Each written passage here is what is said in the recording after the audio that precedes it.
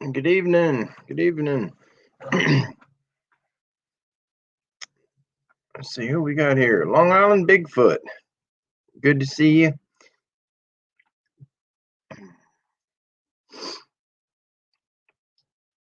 And Brother Tommy. All righty.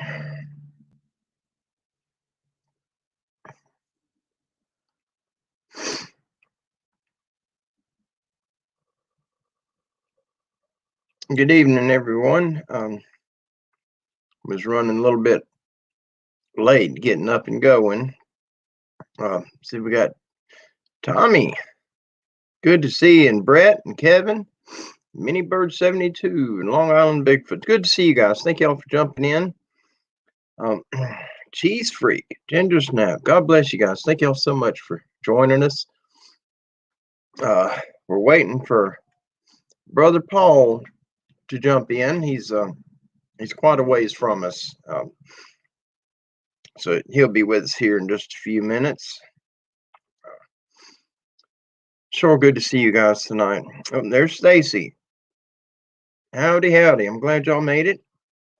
We got a couple I'm gonna be doing tonight. We got Brother Paul will be joining us here in a few minutes. Oh, there's Pappy. Good to see you. And we're going to be doing an encounter by phone. See, Kim's on there. You guys that don't know the Kimberly Roberts in the chat, that's my Kim. That's my wife. Got a bunch of you guys. We're waiting on Paul to sign in with us. If you haven't done this route before, going through StreamYards for the first time, sometimes it can be a little bit of a frustration to get it right. And there's Drake, Jane K. Well, it's good to see everyone. But we got Paul's going to be sharing with us his encounter he had while he was bow hunting. And then we got one of Pappy's family members had sent his encounter in, and I'll be sharing that with you guys as well. And it's just these encounters are things that so many people witness regularly from these creatures, and it's nothing new, but it's always different for everyone. You know, two people see them walking across the road, the differences are incredible. Even though it's the same in concept, they're just crossing the road in front of you, but it's a different impact. 7 Pearls and Sharon, you guys made it. It's good to see you. Absolutely. And I'm going to wait just a little bit and for Brother Paul to make it on here, and then we'll get rolling. I got an encounter. She only sent half of it to me, so I won't be sharing that one with you tonight. I did email her that only received half of it, and she's going to be sending me the other half. And the lady's a little bit older than me, and it's a wild encounter. Some of these encounters that happened so many years ago that you just don't hear nothing about. But there's Kat and the Hoax Hunters. And there's Les from Indiana. It's good to see you guys. I'm hoping that Paul's not having problems getting on. He might be. Going on it for the first time can be a little frustrating sometimes. We'll see. He'll show up here in a little bit, and I have faith in him. I've talked to him already, and he just the way he's having to get set up, he's working out of a garage right now to do the show because, like many of us, he has dogs, and he don't want to bark and interfering, which they don't interfere. My dogs bark like crazy. Oh, there's Don Moore. Don made it, and Susan. Oh, it's good to see you guys. It's like we're already off to a good start and to a full house. We got a few things coming up. I'm going to be doing, as soon as this other interview, when I get the other half of it, I'll be putting that together. There's applicator 40. Good to see you. I'm glad y'all made it. It's going to be an awesome night. It's already starting off wonderful. I'm waiting to see Brother Paul hop in. I did find out what the problem was with the microphone. I went through this computer and just beat every corner I could trying to figure out what was going on with it, and it is the microphone. And right now I'm running on the mic that's inside the computer, so the sound may not be as the quality may not be as good. I hope you guys can hear me well. Nose is running. I just literally got back home from out of state. Haven't been home but 20 minutes, I guess. And I contacted Brother Paul and talked to him for just a bit and sent him the link at just a couple of minutes before 7, which is 8 his time. He's on near the East Coast. But we'll have him come on here in just a few minutes. And I want him to hear this encounter that I'm going to be reading to you, the one that was sent to me. And when we get to that point, that is one of Pappy's family members that sent that. And it's amazing, these creatures, the nerve they have. They come right up to your house and they're reaching in people's windows. They're doing bizarre stuff. They don't have there's not a draw the line with them. They're going to do whatever they please to do and whenever they feel like doing it.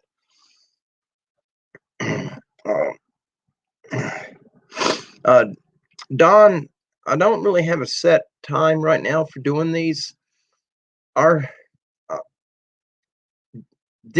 rescue, working with the goats, is full time, and the first time that I try to plan a set time frame to do these shows, something will happen. We'll have a birthing start, and it'll be a new mother, and there'll be issues, and we're outside with her till 2 or 3 o'clock in the morning.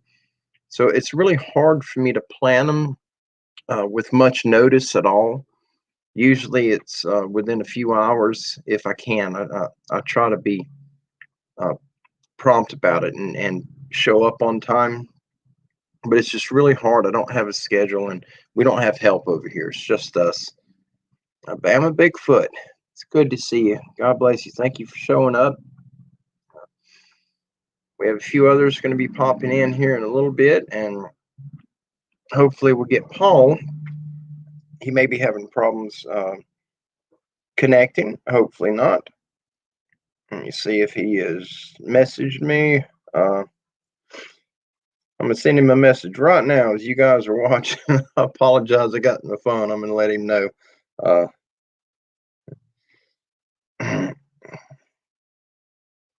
Okay, maybe he'll get it. Sometimes it's very easy to mess things up when you're working with someone that's in a different time zone. And sometimes I forget about that. And it was really hard when I first started using the Streamlabs. I didn't know that it would automatically set the time. And I would put a set time in for the schedule, and I'd post it up, and it would, let's see. Oh, okay. Let me see. He's having a hard time getting in.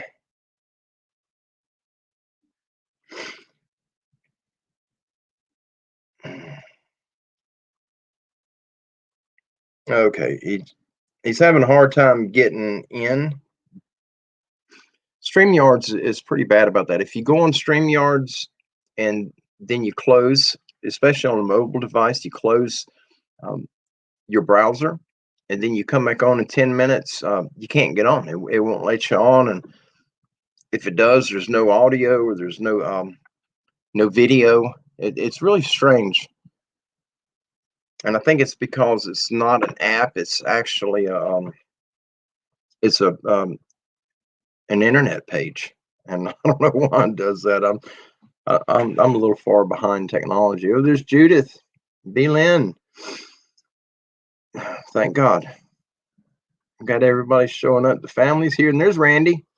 Sorry, buddy, you almost got past me. And Lita. Good deal. Good deal. Well, we'll give him a few more minutes. He's having problems getting on, and I just told him to reset his phone. He's having to do it by phone where he's at, and I've had to do that so many times. Uh, oh, yep, Seven Pearls. That's a good idea. I don't know if he's watching it right now. He may be.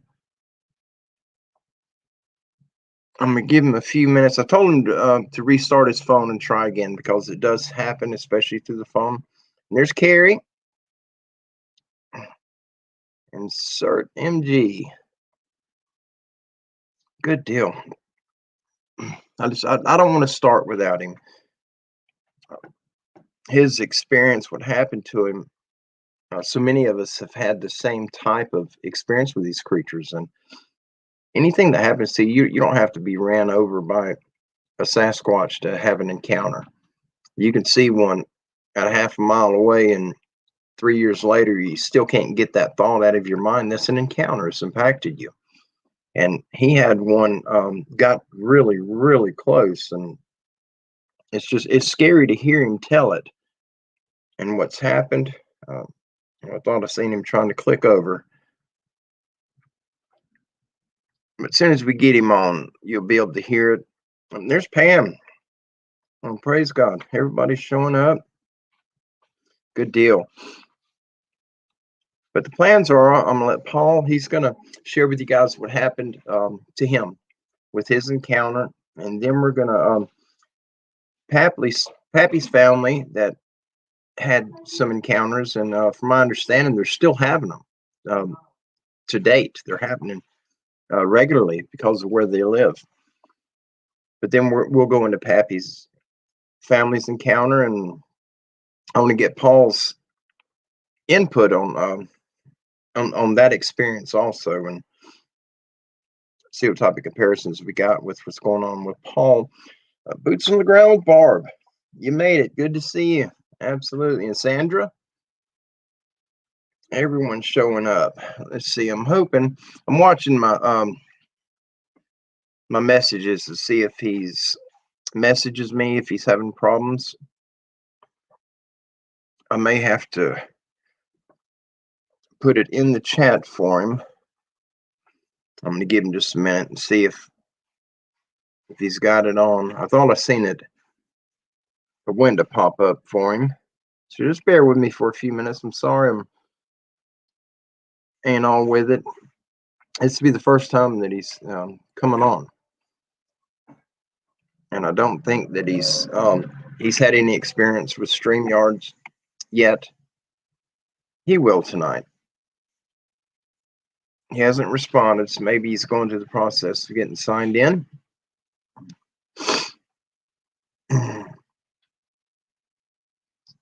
Oh wow.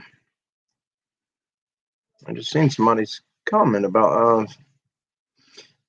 I don't know if it's happening where you guys are living, but we've seen so many road-killed animals and animals on the side of the highway these last couple of days.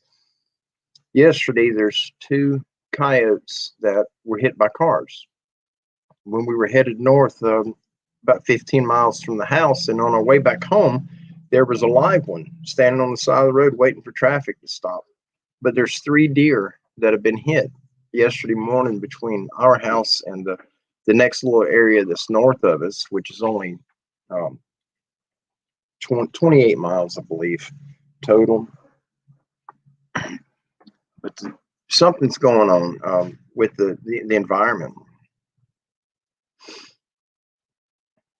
Yeah, Pappy says he has problems sometimes getting on. It says I'm backstage. Okay, let me see. I'm not seeing it. Where are you at, buddy? Let me let him know. Because I'm not seeing him yet.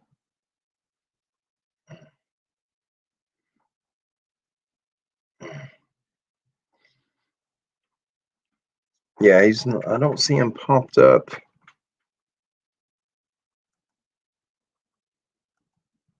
Not yet. Hold on. I'm trying to get him on.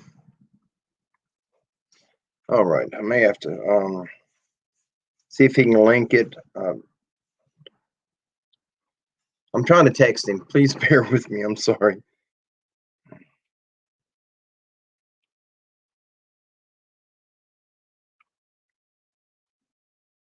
And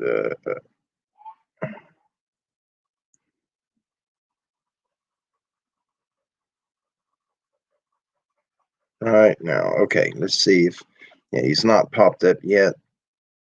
There's brother Doug. Good to see you, Doug. And Matt. Oh, there's Franklin. Almost missed you. I just seen his name pass up. Yeah, there he is. Oh, it's outstanding to see you guys. We're trying to get brother Paul to come on. He's having problems connecting with us. It's showing on his end that he's backstage in the StreamYards, but I'm not showing him at all on here. And so I may end up putting the link in the chat for him. I'm going to see if he's watching the stream, because I am not getting him yet. Spiral X, good to see you.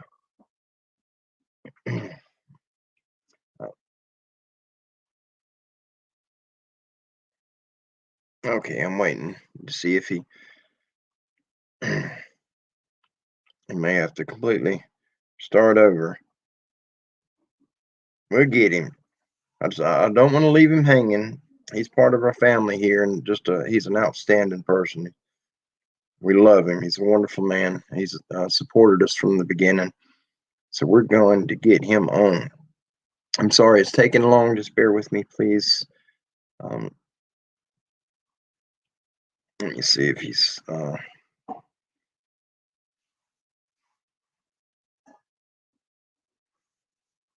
going to see if he's watching us right now.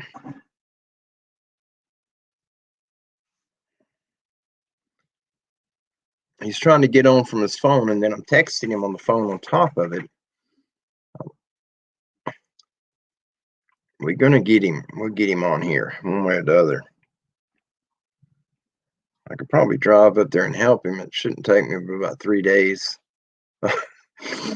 Long Island Bigfoot, what's happening? Okay. All right. Brother Paul is watching the show. Paul, I'm going to put the link in the chat to where you should be able to get on it there. All right. Let's see how this works. We're trying to get Paul to come on so we can get that story from him. All right. Paul, let's see. It says he's backstage waiting for hosts. I do not see him. I'm looking. I do not see you, Paul. Absolutely don't.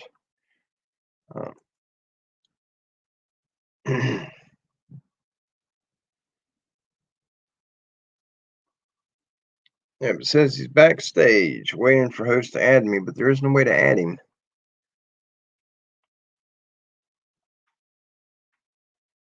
I don't know if he's listening or not.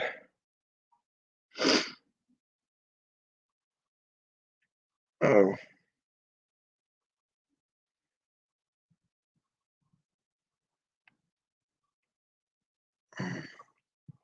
Okay, let me see if I can send him the... Well, I can't come out of this. It'll sure mess me up.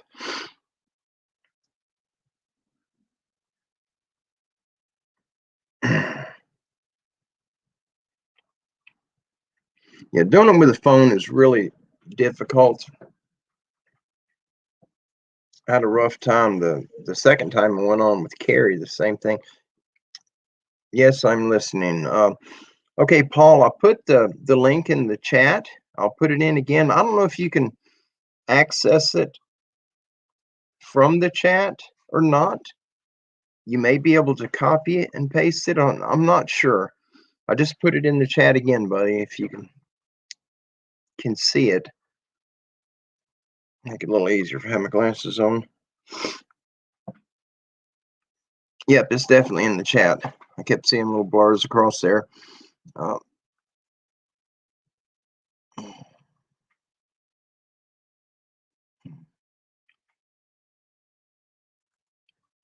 Yeah, I'll throw this up for B right quick. I just happened to see that in there.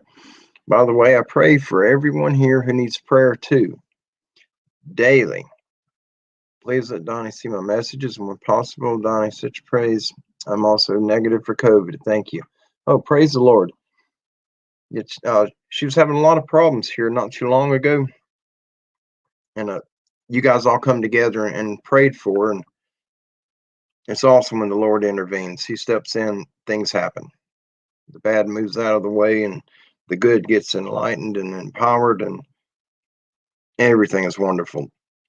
Uh, Paul, if you're still on here, you may have to back completely out and close your Google and then go back into your email and click the link again, and it should bring you right back. And it'll be the same process that we did on the practice run. Same thing, turn on your camera and your microphone, test your mic, and then just put your name in it and go backstage because you're not showing up at all on here. I was hoping there's no way that I can back out to redo it. It'll kick everybody off, and I don't want to do that. We're going to get him. We get him on here.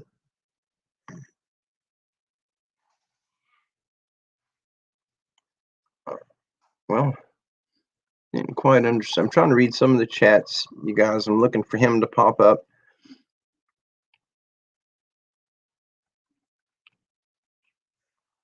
But it's just it's awesome to hear these encounters people are witnessing. It's just even the ones that are good, nobody gets hurt. There's nothing negative that happens. It's important that we get all that stuff out for the people that have never encountered them when they are out in the field, and that they'll hear a sound and then remember what they've heard on one of these other channels of someone sharing what they experienced, and it kind of give them that heads up to get on high alert. Don't let your guard down and pay attention to what's happening around you because these things sneak up. They get up on you really, really quick. And hopefully we can help save somebody. Boots on the ground says, Rosie like Harry Potter and want to send her Valentine's shirt. Yes, she does. She does. Um, she loves unicorns, and I think she's watched just about all the Harry Potter shows that are on. Let's see. I'm still waiting to see if Paul get on. Let's try one more time. I don't know if he had heard me.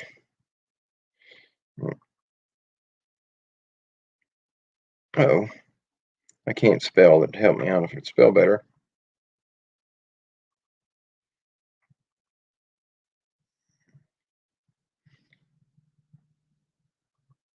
Well,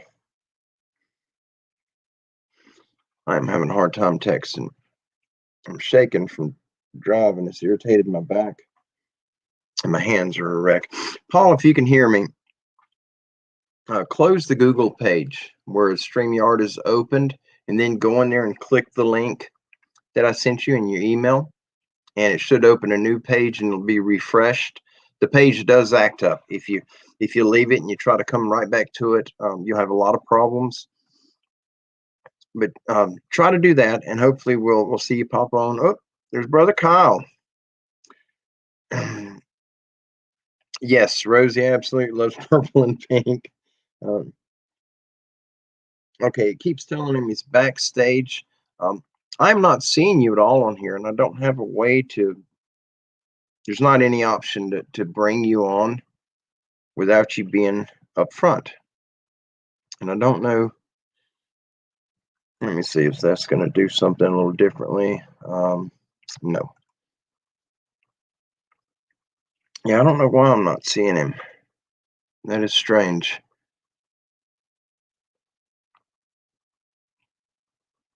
If for some reason we can't get him on, I'm not going to tell his encounter. I'm going to let him share it because what he encountered, that was personal to him. and it's frightening when he shared with me, and just imagining being there in his shoes, and he's out in the woods with a bow after dark, and that just that kind of says it all. um, Paul, yeah, I'm not seeing you at all backstage. There's no one that's come up backstage. You'll most likely have to open your Google and close the actual page that the StreamYard opened on. Just click the little square on it and close that page out, and then go right back in and redo it again. I know it's an aggravation. It's part of technology. Unfortunately, we have to deal with it these days, but it does have its benefits at times. Um,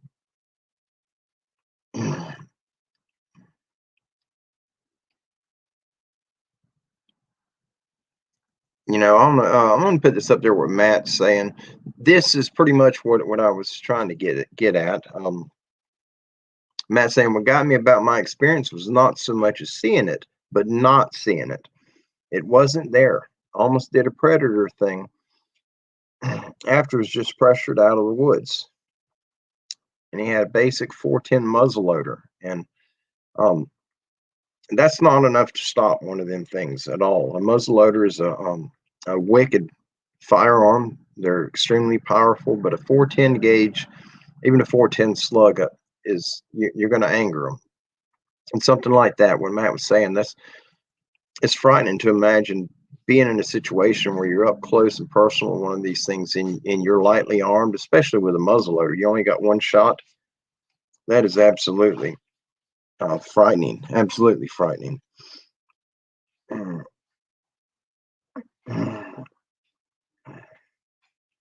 Yeah, Long Island Bigfoot. I see your message, buddy.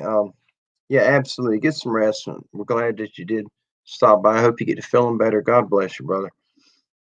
We love you. If you need anything, reach out to me. And what I'm going to do, we're going to wait on Paul.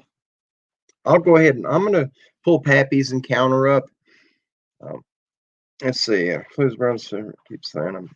Yeah, I don't know why it keeps telling him he's backstage. I do not see. I don't think I can.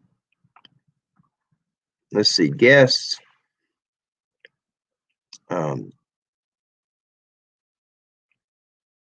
there's no banned guest. Yeah. I don't know what's going on with it, Paul. I have no idea, buddy. I may have to, if you're okay with it, we may have to bring you on. Maybe bring you on tomorrow if you have time before work or after work, or just whenever. If it don't work, it's not working. We know it will work because we had you on before the show, so it's no big deal. We will get you on.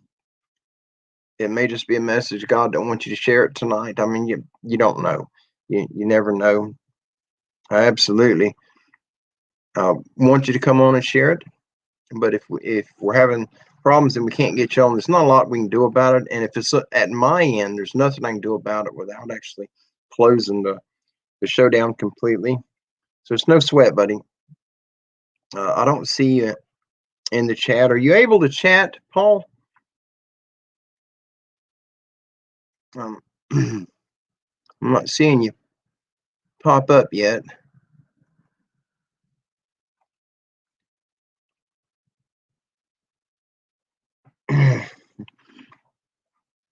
um, yeah, I don't think. I don't know if he can hear me or not. Um, let's see.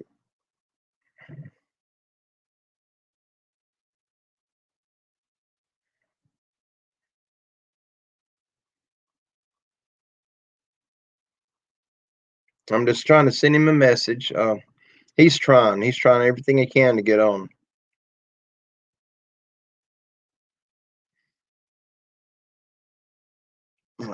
Oh, thank you, Kelly. Thank you so much.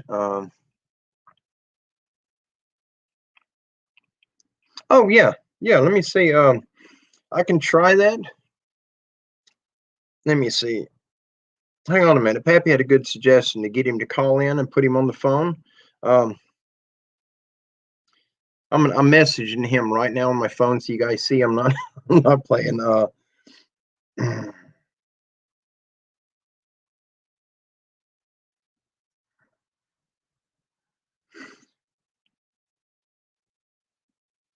Yeah, I didn't even think about doing it that way.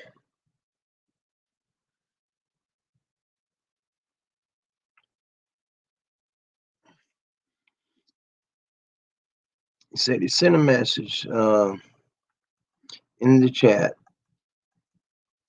Did I miss him?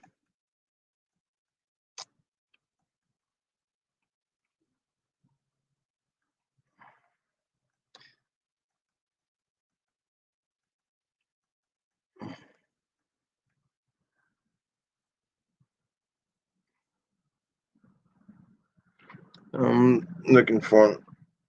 I'm gonna see if I can get him to call in because I didn't even think about that. That's why we have Pappy here. Oh, there we go. Uh, hey, brother Paul. Hey. Uh, yeah, I don't know what's going on. It just keeps saying the same thing over and over that I'm backstage.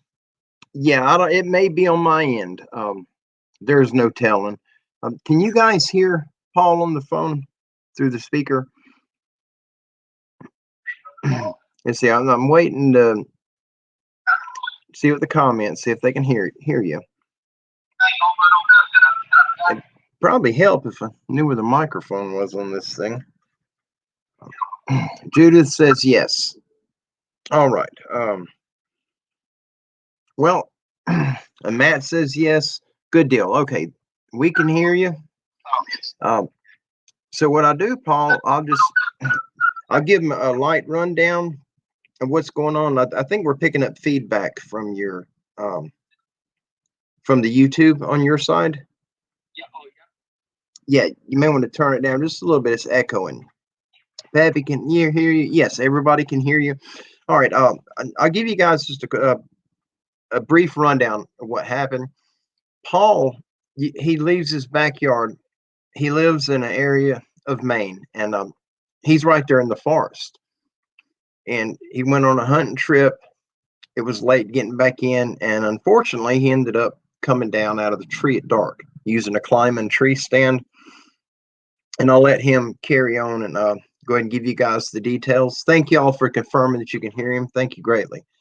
Paul, you want to go with it? Yep. This was back in 2011 in October. It was a cold day. If I remember right, it was right around 30 degrees, and it was dead calm. There was no wind that day. It was it was a it was a sunny day. I remember that, and I remember it was the afternoon. I was sitting up there for 3 hours. It was pretty uneventful. Never saw anything until the last light, maybe the last 20 minutes, as it was starting to get dusky, and out ahead in front of me, I see 3 or 4 deer just coming out of nowhere, just running full bore, going through the woods. And I remember seeing that and asking myself, what in the world are they running from? I'm the only one out there, and there's no people, there's no houses, and I didn't see any coyotes or anything chasing them, and then uh, everything went silent, and didn't hear a thing, and it was gone, and then that may have lasted the last final shooting hours, the last 20 minutes. So now it's getting really dark, and so I'm sitting up. I stay sitting up in the stand, just because I didn't want to spook any deer that might be coming close. And sure enough, I mean, I start hearing deer walking around. So I stayed up there even maybe a half an hour later than I normally would, because it's pitch dark. And so then So now I don't hear any deer moving around. So I figure it's safe to climb down without spooking anything. I climbed down, and now because I'm running late on getting home, and so I'm packing up, climbing stand. So the two pieces, and I'm not taking my time about it, and metal banging and clanging and echoing through the wood, just making a racket. I didn't care. I was leaving, and so I get this thing packed up. It's on my back, and I start going through the woods. Down it where I'm walking through the woods. It's in the woods. There's no trail until maybe 75 to 100 yards where there's a tote road to get me out to where the dirt road is where I'm parked. And I no sooner I don't think I made it 20, 25 yards away from that tree, and I could hear, after making all that racket, I could hear something really, really big and heavy just walking straight for me in the pitch dark. After making that kind of a racket, there's no way that any animal would be walking straight to me. And I'm just standing there, and it's started to freak me out. I actually took the climbing tree stand off my back, grabbed my handgun, and I'm pointing it straight out in front of me. I don't know what is in front of me, and it stops at 20 yards in front of me, and I can't see anything. I had a flashlight on me, but I didn't want to take the handgun down to reach, and but I just couldn't see anything. So whatever it was just standing there, and all of a sudden, that maybe after a minute, it seemed like it was longer, but maybe after a minute, it just slowly starts walking to his left, or its left, and my right, 20 yards in front of me, and it just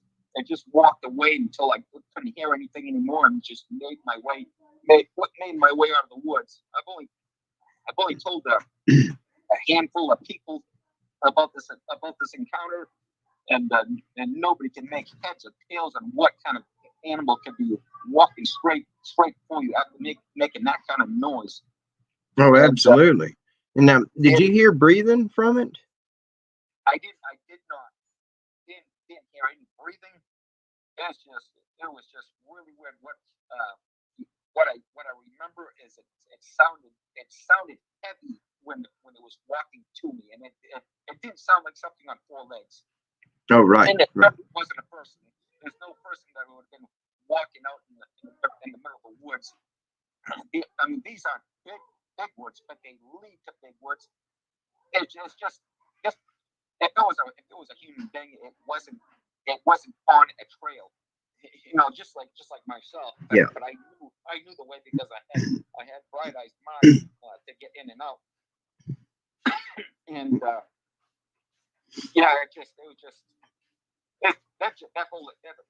that day just haunts me to this day because it was just really, really strange. It's the only time I pulled my handgun out while home on it because I didn't know what it was. Nobody can give an explanation of what kind of animal that it could have been. Something big.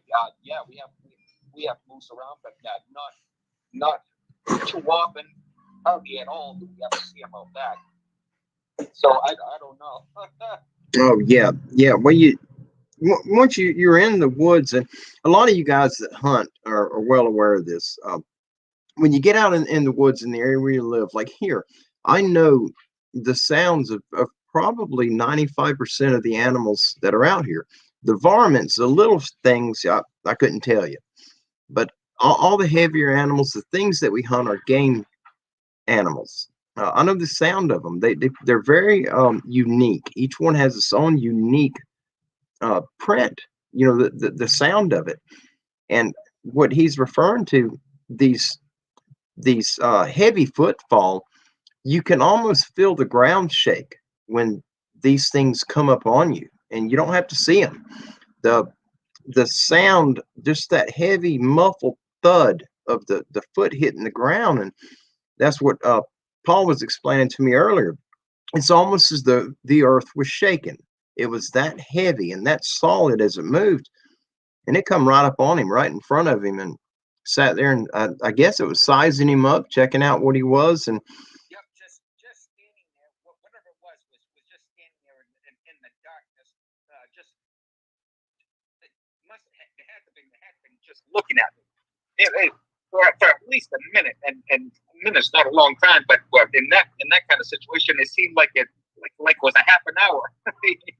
You know? oh yeah, yeah. And for you guys that didn't hear it, I know this is kind of an odd way to relay the encounter, and I will have Paul on. We'll get this problem fixed for him. Come on, and um, when you see someone's facial expressions when they're relaying what happened to them, it's a whole different ball game to understanding what they experienced. And Paul shared it with me, and I'm glad it was him and not me. I didn't want to be there experiencing that.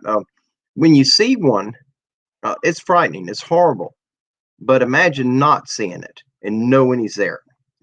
It's a nightmare. And this thing walks up on him. He's in complete darkness. And Paul, he's always carried a handgun with him, a sidearm. He lives in dangerous woods. There's critters out there. There's big animals like bears. I'm sure they got big cats.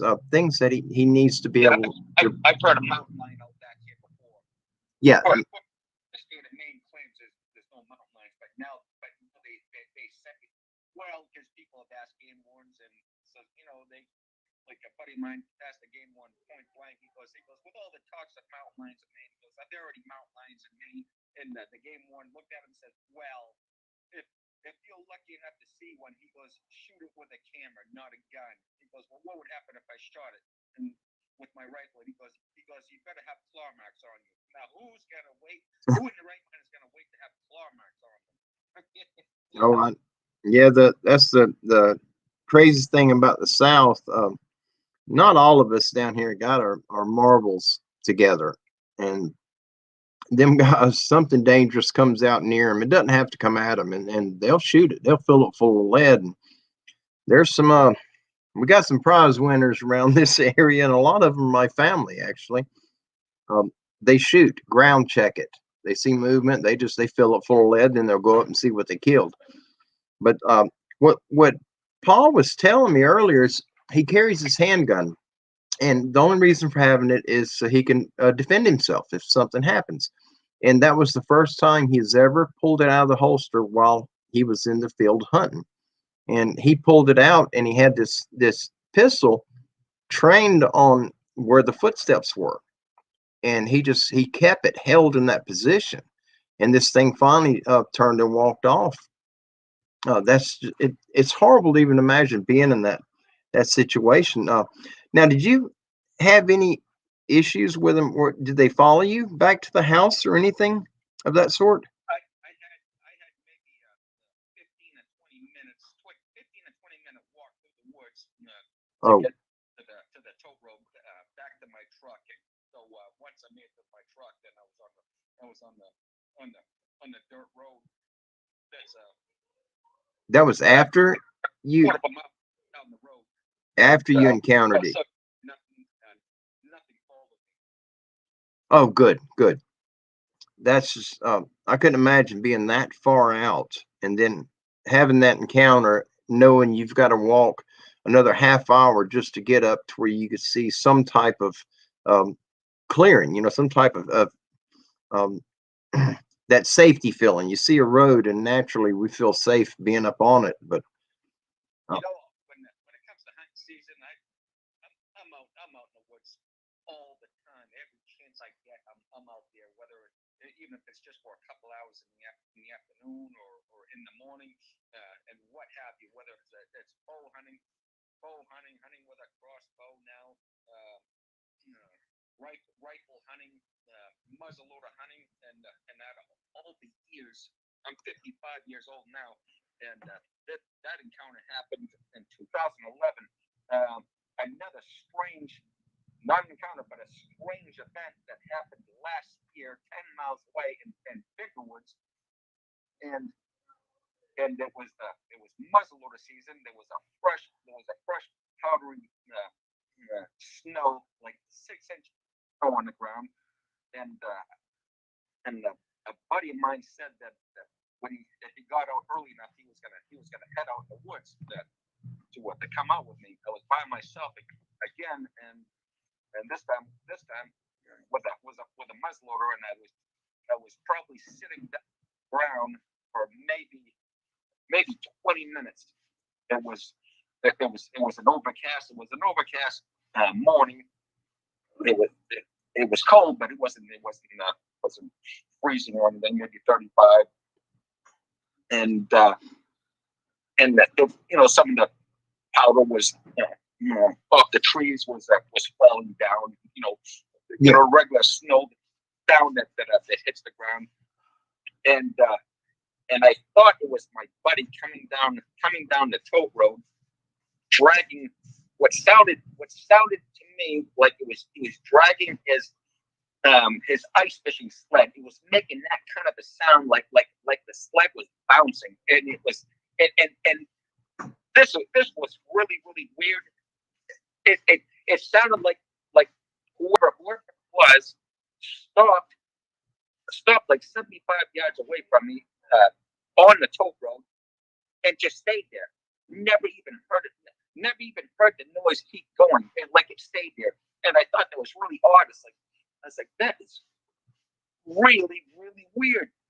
And so I gave him another hour and a half, and then when, like I said, it was brand new snow on the ground. I was the only human that walked in there, and when I come out and hit that tote road, my tracks were the only tracks there. Wow. There was nothing else. So I don't know what that noise was, because there's no houses anywhere. There's no people anywhere, and but it was so like I just knew that whoever it was dragging a nice fishing sled on that tote road, but yet there was nothing there. Wow. There's so many weird things going on in this world now. You just never know. That's right. Playing some of the things that are happening nowadays. Now, did you look in the trees as when you heard this sound coming down that road toward you, and it never showed up, and you get on the road, you're walking that direction, and there's no prints, there's no tracks of anything being on the road. Did you think to look up in the trees to see if there was anything? I did not look up in the trees because if anything, it sounded like it was, because I was sitting on the ground. It sounded like it was on the ground, and my tracks were the only one, other than a few fresh deer tracks here and there. But I was the only human track that walked in.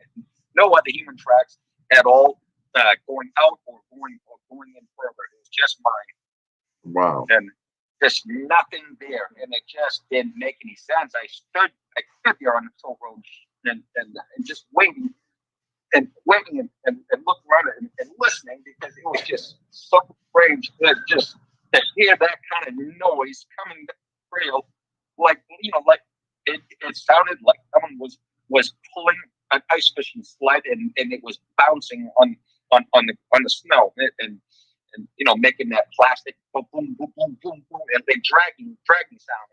And yet there was nothing there. Wow. Yeah, that's frightening. And to go up in the snow and there's no prints. How far did you say it got close to you? That time, the toll road was, or the old, well, it's actually a snowmobile trail, and it was about 75 yards away from where I was sitting. Wow. Yeah, and it wasn't a snowmobile. I mean, one thing I did notice, there was no human tracks, but I saw the strangest lines. Like it's hard to explain. It was like it was just like straight lines in the snow, not deep either. It was, and I don't know. It wasn't. I was thinking that it could be like someone using cross country skiing was my thought then, but yet there was no there was no poles, no, nobody was using anybody that's doing that is going to be using ski poles, Yeah. and but it just wasn't consistent, and it would stop for great distances, and then it would appear again. It's just really, really strange. Wow. Yeah, that's absolutely strange, and It's not like it stayed on the snowmobile trail. Saying it was going through the woods. I mean, that's what threw the whole cross country skiing out the window when it was going through brush. But it was still straight lines. Really, really, really bizarre. yeah, that's definitely strange. That one I've never seen before. I've seen some odd tracks, but not like that. Yeah. Do you think it was possibly using the deadfall and maybe trying to stay off the fresh snow and walking on the dead trees and stuff that was on the ground?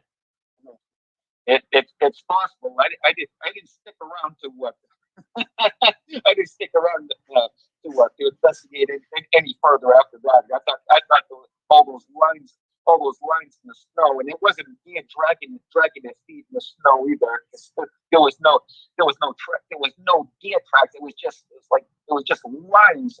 There was Wow. just lines in the snow, like the thickness of skis would be, but yet it didn't stay on the trail. It was going through the thick brush, and there'd be like large gaps, like maybe 20 yards of nothing, and then it would start back up again. That was really, really unusual. Yeah, that's unnerving. I don't know if I'd want to see that, hear that type of sound, and see tracks like that, because there's not a common answer for what that could be. There's nothing normal that does that. Nope. But these the creatures that many of us have witnessed, including you, and the creatures that you hear of other people witnessing that are not Sasquatches, these other bizarre things. Um, our world's getting crazy, and there's no telling. I'd believe just about anything these days. Um, I wouldn't question much of any of it. There's so much strangeness happening right now, and it kind of just leads you to think that we are approaching that end of days. I don't know what else could be going on. Like the Bible talks about demons on the earth in the last day. We're living in the last days. How can you explain all the weird things that people are saying? I mean, Bigfoot. Yeah, you could go back to the Bible and where God says that talk about the Nephilim, the giants of Nephilim, and that were there then and are still here in the present day. But that's explainable. But then you start now you're hearing about dog men, you're hearing about the rape, the Wendigo, all kinds of weird things. It's just crazy world we're living in. Oh yeah, there's something. One of I don't know if you can see the chat right now. Are you looking at the chat? Are you able to? I can, yeah. All right, I'm putting one up. What Franklin said. See, like I said, Squatch can cross dimensions. And do you think that possibly what you were hearing and seeing was possibly something jumping from one dimension into ours and back? From what I saw for those weird tracks, that's the only thing that makes any sense. Yeah, like appearing and just disappearing. that's just it's scary to even think of something like that. But there's so much more to it. Well, I'm gonna have to bring you on. We have to get this whatever booger we're dealing with. It's got this gummed up where we couldn't get you on tonight. I am gonna bring you on to where we can get in depth on it and all the details, because the phone is causing some people problems hearing it, and I really want them to hear it straight from you, because you witnessed it, and there's a lot of it that you may not remember now, but it's going to come to you. And there's so much that I can't do for the story, and so I'm definitely going to have to bring you on. We got let me see. Yeah, guys, Pappy just put it up. If y'all have any questions for Paul, right quick, we are going to bring him back on.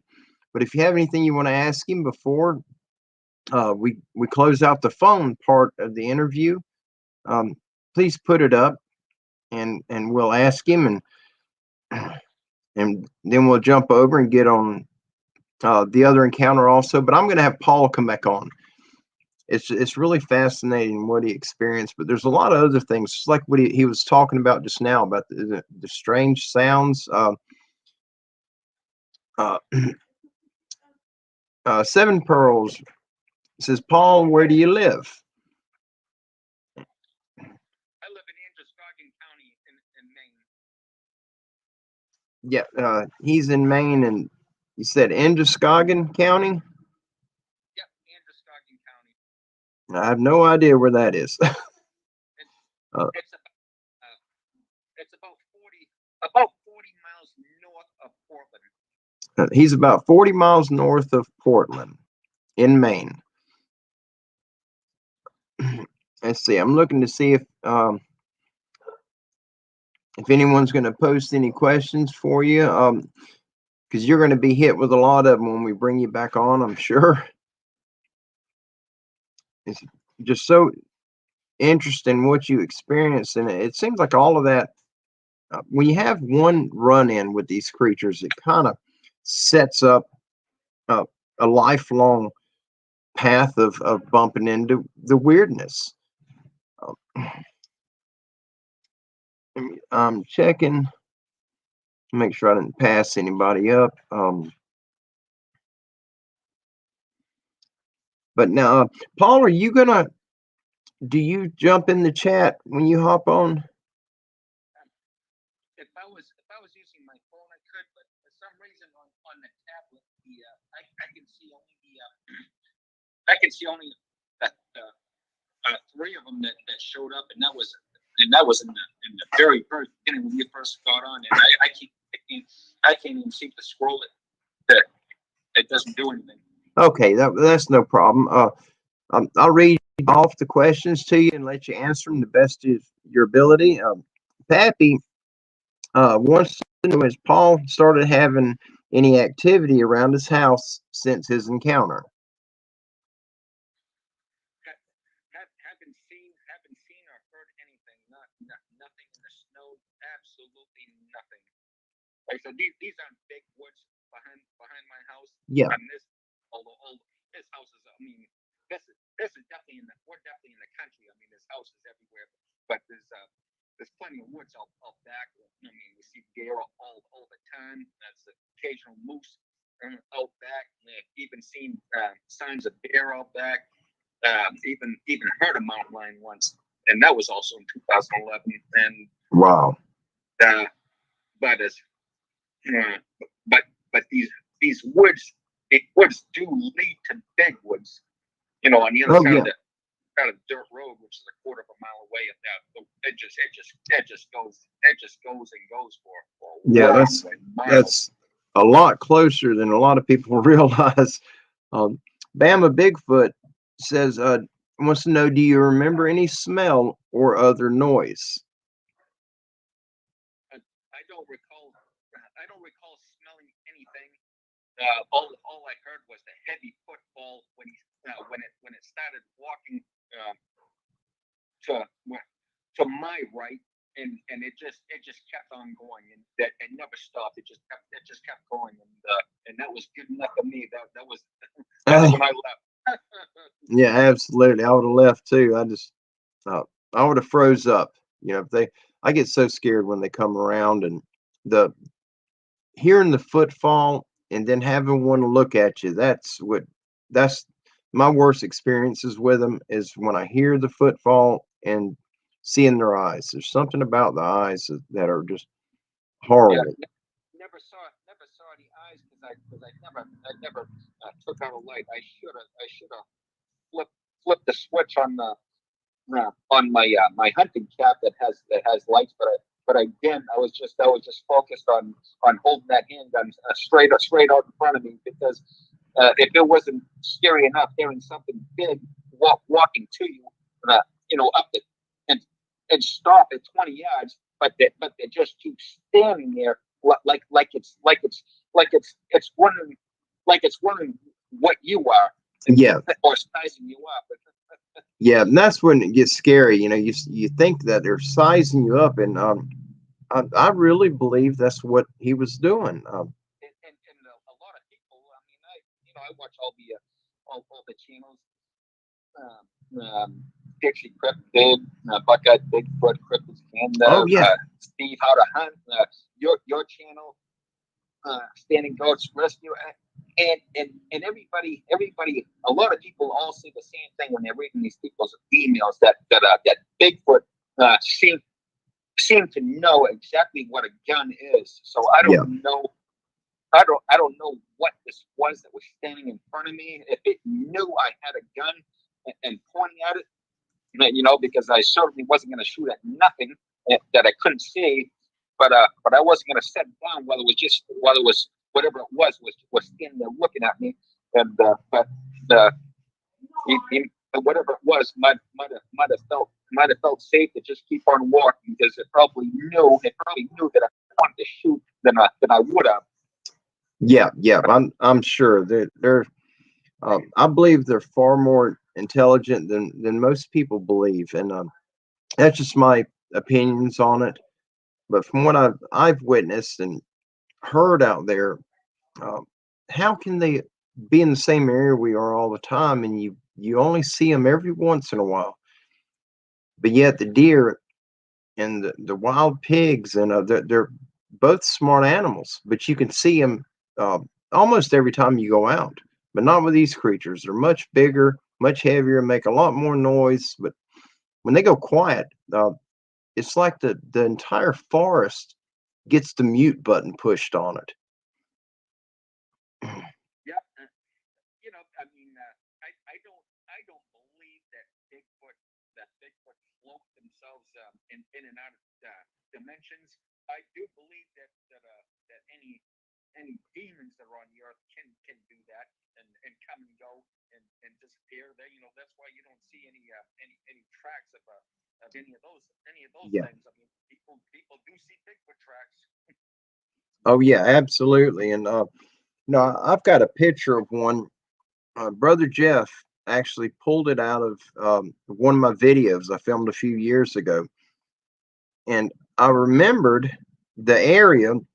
I remember hearing something, and then I got that feeling of being watched, and I held the camera, zoomed in where I was feeling it, and I heard the noise, but I didn't see anything. And I just kind of blew it off. And that's been a couple of years ago. Well, just I think it was last week, he sent me a screenshot that he pulled out of the video, and he didn't tell me he took it out of my video. He said, "What do you think about this picture?" And I looked at it, and it was one of them. I thought, it's too good to be true, and I said, I don't know. Is it possibly a hoax? It just it looked out of place, and then he revealed it to me. He said, I took it out off of your video, but I'm going to share that. I'll be putting that up on the channel, probably under the community tab, for you guys to look at and see, and just tell me what you think about it. And I remember seeing it, but I blew it off as being debris. It was a little further than what I could see with my eyes, but it was daytime when I was filming, so my screen was pretty dim, and I tried to zoom in. I just couldn't make out much in the sunlight. And I finally continued on and blew it off. But he sent me that screenshot, and it scared me. These things are real, and that's the second picture that someone has taken out of that video and sent to me. And it's I filmed it, and I don't carry a Sasquatch um, doll around with me, and it's bizarre. But I'm going to post it probably tomorrow for you guys to see it. It'll be in the community tab, and just kind of give it a look over and tell me what you think on it. Um, but he had his eyes closed, like he was sleeping. It blew me away. We got, let's see. I got another one for you, Paul, from Franklin. He wants to know if the creature uh, that was there in front of you were the eyes glowing red. I never saw any eyes, because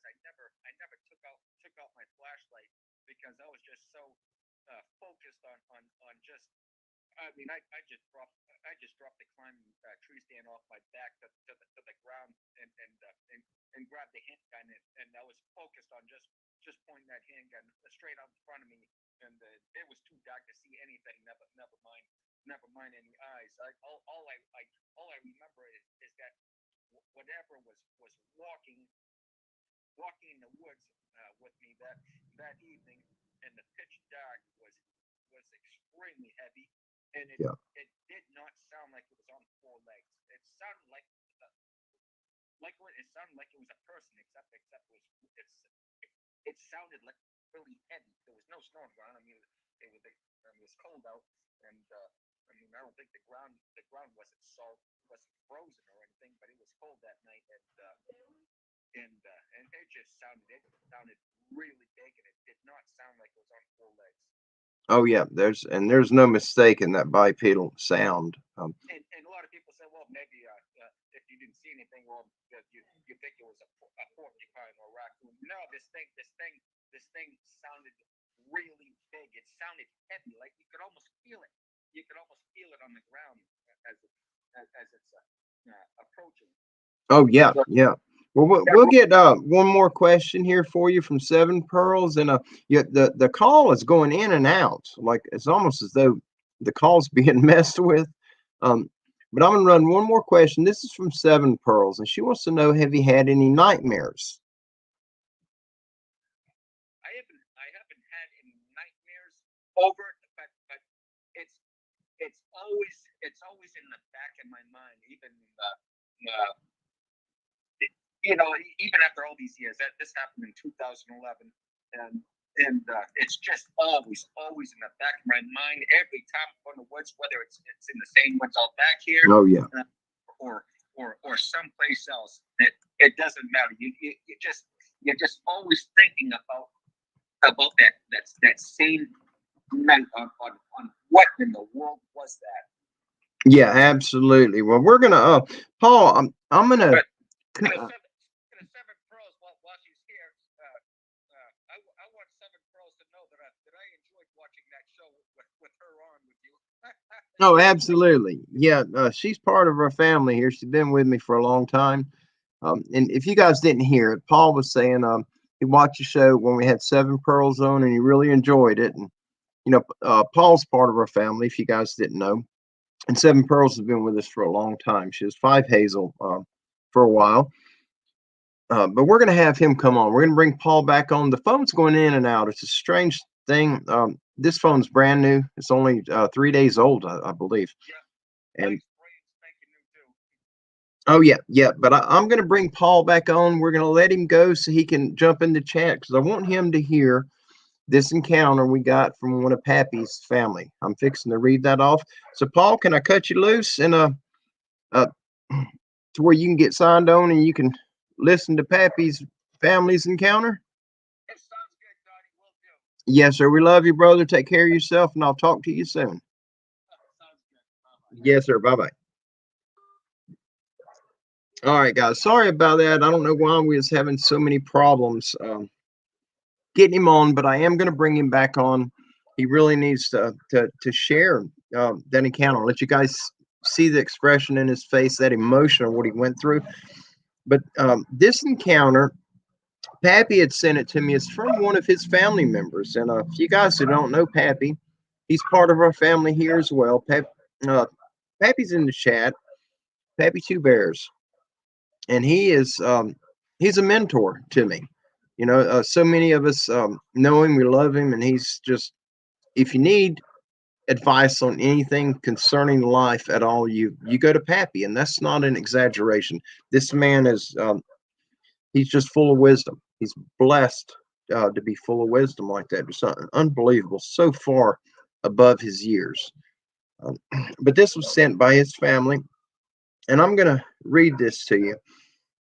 And the title of this is the sniffing snooper. Sorry about the background noise. Rosie is in Scouts, and she just got back, and the dogs are out there cutting up. They get excited when she gets home. So I give them just just a few minutes, let her get them inside so the barking stops, and then I'm gonna read this encounter to you. This is it's amazing. All of them are, but this one is it's dear to me because Pappy's dear to me, and this is from some of his family. There's Brother Paul and Doug. Good deal. We got so many people on a Rickle. It's good to see everybody. Absolutely. Kevin Tendo. Good to see you, buddy. Uh, I'm hoping I don't want to get started and the dogs come in and start cutting up. I think she's got them silenced. They're coming in with Rosie. I hear all the nails on the floor. Y'all let me know if it gets too loud, the background noise, and I'll pause until we can get everybody quieted down. But we'll go ahead and start with this. This encounter is called the sniffing snooper. He said, I'd like to tell you a short story of my experience with living off-grid and deep in the Adirondack Mountains. For peer pressure and unwanted investigators, I'd like to keep my name silent. I'm not a writer, but I'll do my best to explain what happened. And I have not edited this at all. I've done nothing. It is written perfect. He says, the first year, my wife and I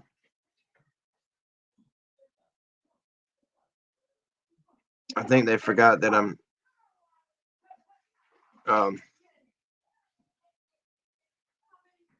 I'm sorry about that.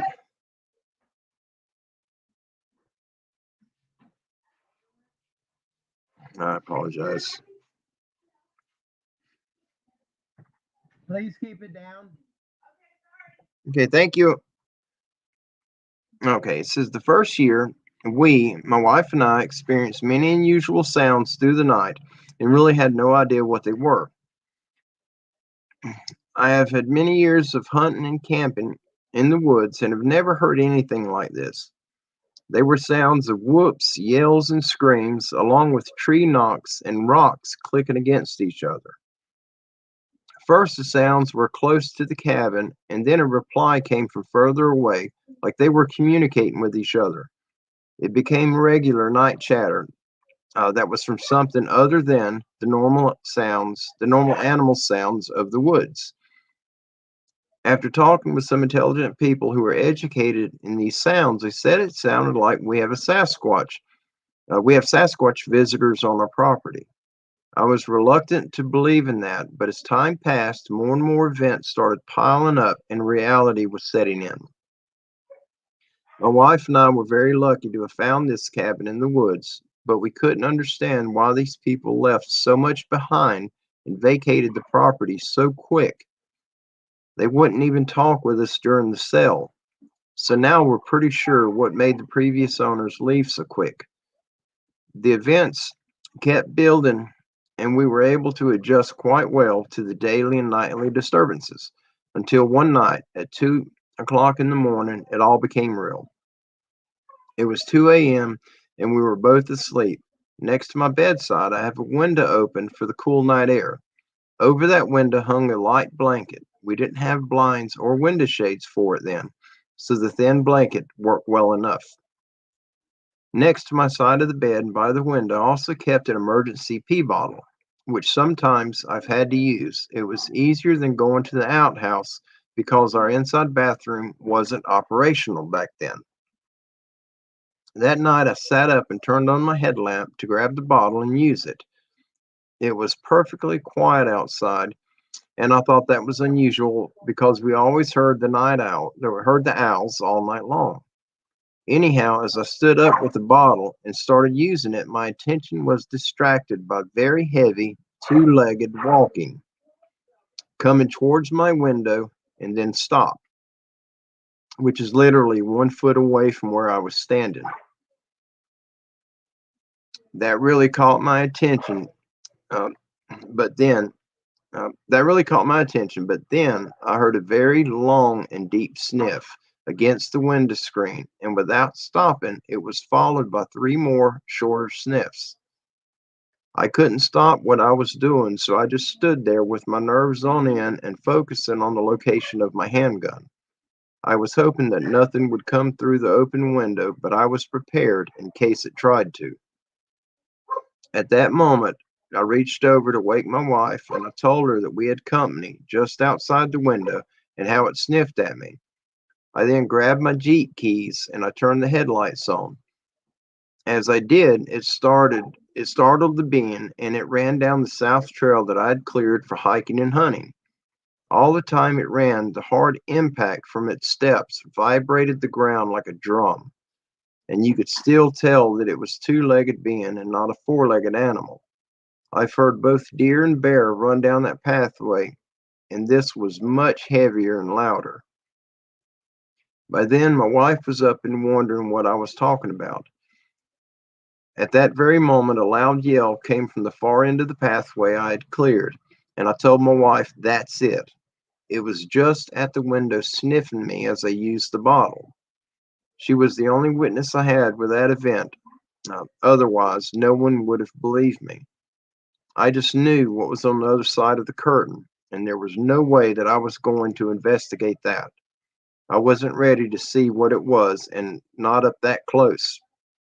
I just knew that it wasn't an animal of the night woods, but something much bigger. Other people that I've told said it was a bear, and that makes me quite angry. If they heard the volume of air that this being inhaled and the heavy two-legged walking that it done as it came to the window, they would have changed their minds. After talking with my friend again, who is knowledgeable about Sasquatch behavior, he believes that it was a young juvenile because an adult would not have made that mistake of coming so close, and I believe he is right. Other than the earlier events of hitting the cabin walls, their sounds and throwing sticks and stones that night made it real for me. I didn't have to see it, I just knew what it was and what it was not. Since then, the activity from them has decreased a lot. I'm hoping that we can come to a peaceful understanding that we are all here with respect, peace, and honor of our land and theirs. Thank you for the good work you do, and please don't use my name. And that's Pappy's family. Some of his kin folks. But can you imagine being in that situation? Gee whiz. I just, I couldn't imagine it. Standing there by the window, relieving yourself in a bottle, and then having something walk right up beside you, a foot away, and trying to smell you through the curtain. Um, that's a nightmare. That's a nightmare waiting to happen. But I want to thank Pappy for his family trusting in us to share his encounter with us. And I wish we had we had the author of that on to answer some questions. That would be wonderful. But it's all good. If he's not watching it or she's not watching it, whoever wrote it, I'm sure that they will be seeing it soon. And I want to thank Pappy for sending that over to me. Thank you so much. I greatly appreciate it. You're such a blessing to us and to this family.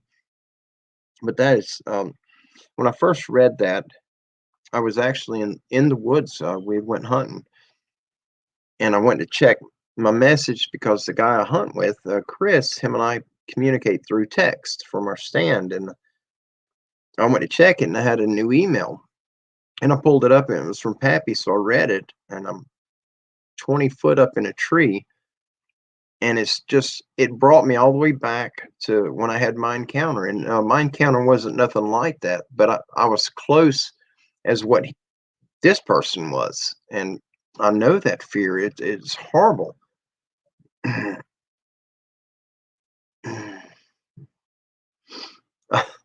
Thank you, B-Lynn. Uh, yeah, we get the house gets a little loud here at times. The dogs love Rosie, and in their eyes, she can't do nothing wrong, so they flip out when she comes home. Uh, But I have another encounter. I only received half of it, and so I reached out to the lady who sent it to me, and I let her know that I only got half of it, and I don't know if she's having to rewrite it or not. Um, she's quite a bit older than I am. She's retired, and she had an encounter many years ago, and it's on the same land she's living on right now. It's family land, and it's the first half of it is it's scary. It's a very very scary encounter, and I'm glad I've never been grabbed or touched by these things. But the encounter like this, what Pappy had sent to us, I couldn't imagine that. I mean, standing by your window. I mean, I'm right here. This is the curtain to the front window, and just the thought of something being right there. If that window was open and breathing, I'd be going that way. And to heck with the live stream, I would be out. I would check out, and whoever was out there making the breathing sounds could have it all. I'd be gone.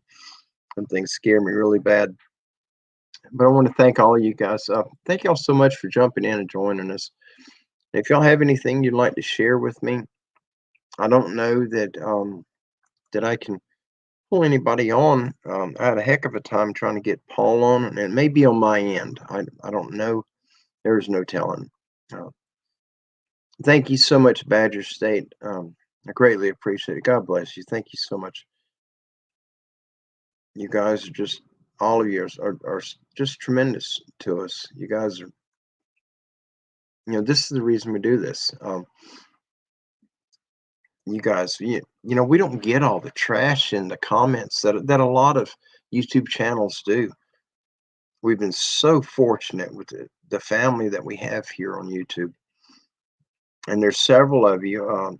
I'm trying to bring Mountain Girl Sasquatch. I'm gonna try to get her to come on, and she probably doesn't want me to say this, but I'll give you an idea. She gets recordings, audio recordings, and she lives in the Catskill Mountains, and she'll set a recorder out and leave it overnight.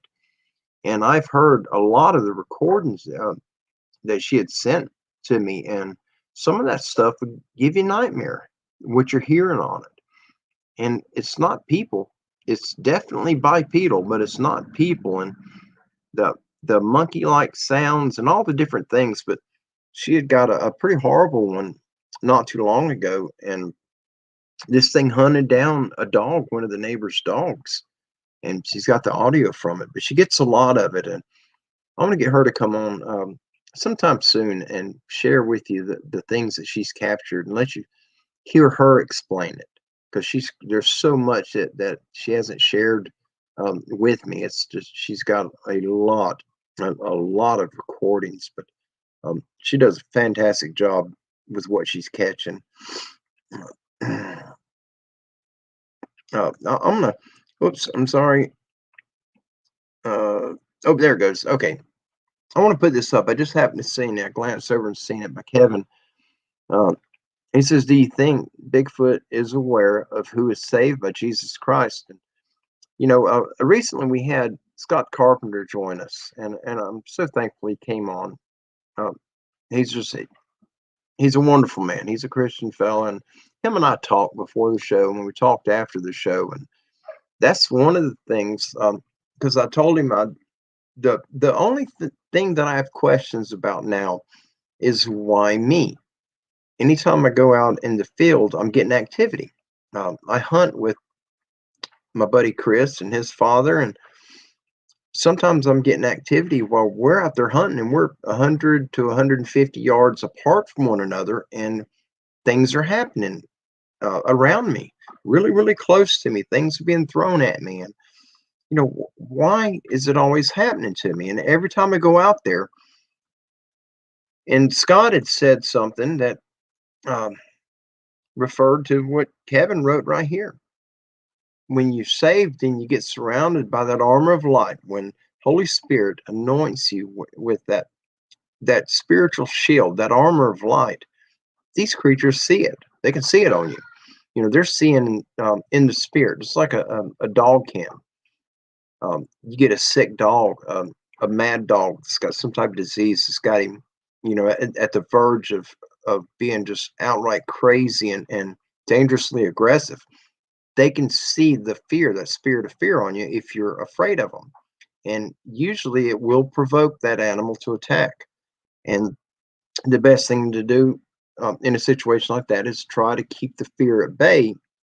And in your heart, in your mind, focus the dominion and the power you have over that animal. And 9 times out of 10, he'll go the other way. And it's different with these Sasquatch, these Bigfoot creatures. I don't know of any man that can stand up to one of them and hide the fear. But I believe that's the reason. After talking to Scott, I've never seen it that way, and I had no idea why these things. It was like they were targeting me. But it's I believe Scott was right on that. Once you walk with the Holy Spirit, they see it, and they don't approve of it or they don't like it. I don't know what it is, what the reasoning is, but they'll keep their distance, but they'll try to keep you at that edge of falling into deep, overwhelming fear. And that's exactly what they do to me. They keep me so scared. I thought I seen another one up there.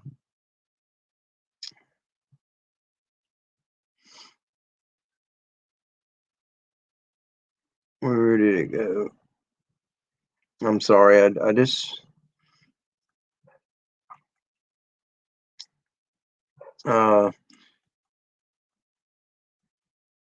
let's see. If one of you guys, I'm gonna put the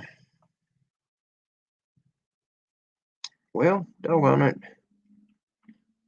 Okay, I see it, Pappy. All right, I'm gonna try to put the link up. Let me get it copied back down again. I'm gonna put the link on here. I think Seven Pearls is wanting to jump up and talk with us. Let's see if hopefully the link will work. If it doesn't work, then we know the problem Paul was having was definitely at my end. Did it? Well, I thought I put it up. Oh, yeah, there we go. Okay. The link's up. Seven Pearls, if you can see it. Yes, it is up. There it is. I had to find it. Sorry. But hopefully I'll get the other half of the email. I got this one little gnat flying in front of me from this other lady that sent it to me. I can't remember the state or where she's having the problems. I think I don't remember. I have to go back to read it. She does say where it's at. I can't remember where it happened at. Oh, Johnny on the spot. Hey, buddy, I'm glad you're here. In Mid-South Sasquatch Cryptid Research. It's good to see you guys. Oh, yes, Seven Pearls made it. I'm going to bring her in. Let me get my hat on. You better speed it up. I'm ahead of you. How are you doing tonight? I'm doing all right. I'd really like to say thank you very much, Paul, and thank you, Pappy, for sending in your family's encounter. And yes, amen. Paul, it sounds as if even though it was 2011, you were very seriously affected by it. And so thank you very much for sharing. And Donnie, I understand you're hurting tonight, and it's all right. But we're just double checking StreamYard right now, and it's working just fine. Oh yeah. I'm glad you came on. Absolutely, for that reason. And this was the first time that Brother Paul tried to come on with me. We brought him on earlier, but I didn't bring him on as a show. I brought him on as a recording, which is a little bit different, and it worked fine. He was able to get right on. See if he can press that. Paul, can you hear us? Can you press that link Donnie just dropped into the chat room?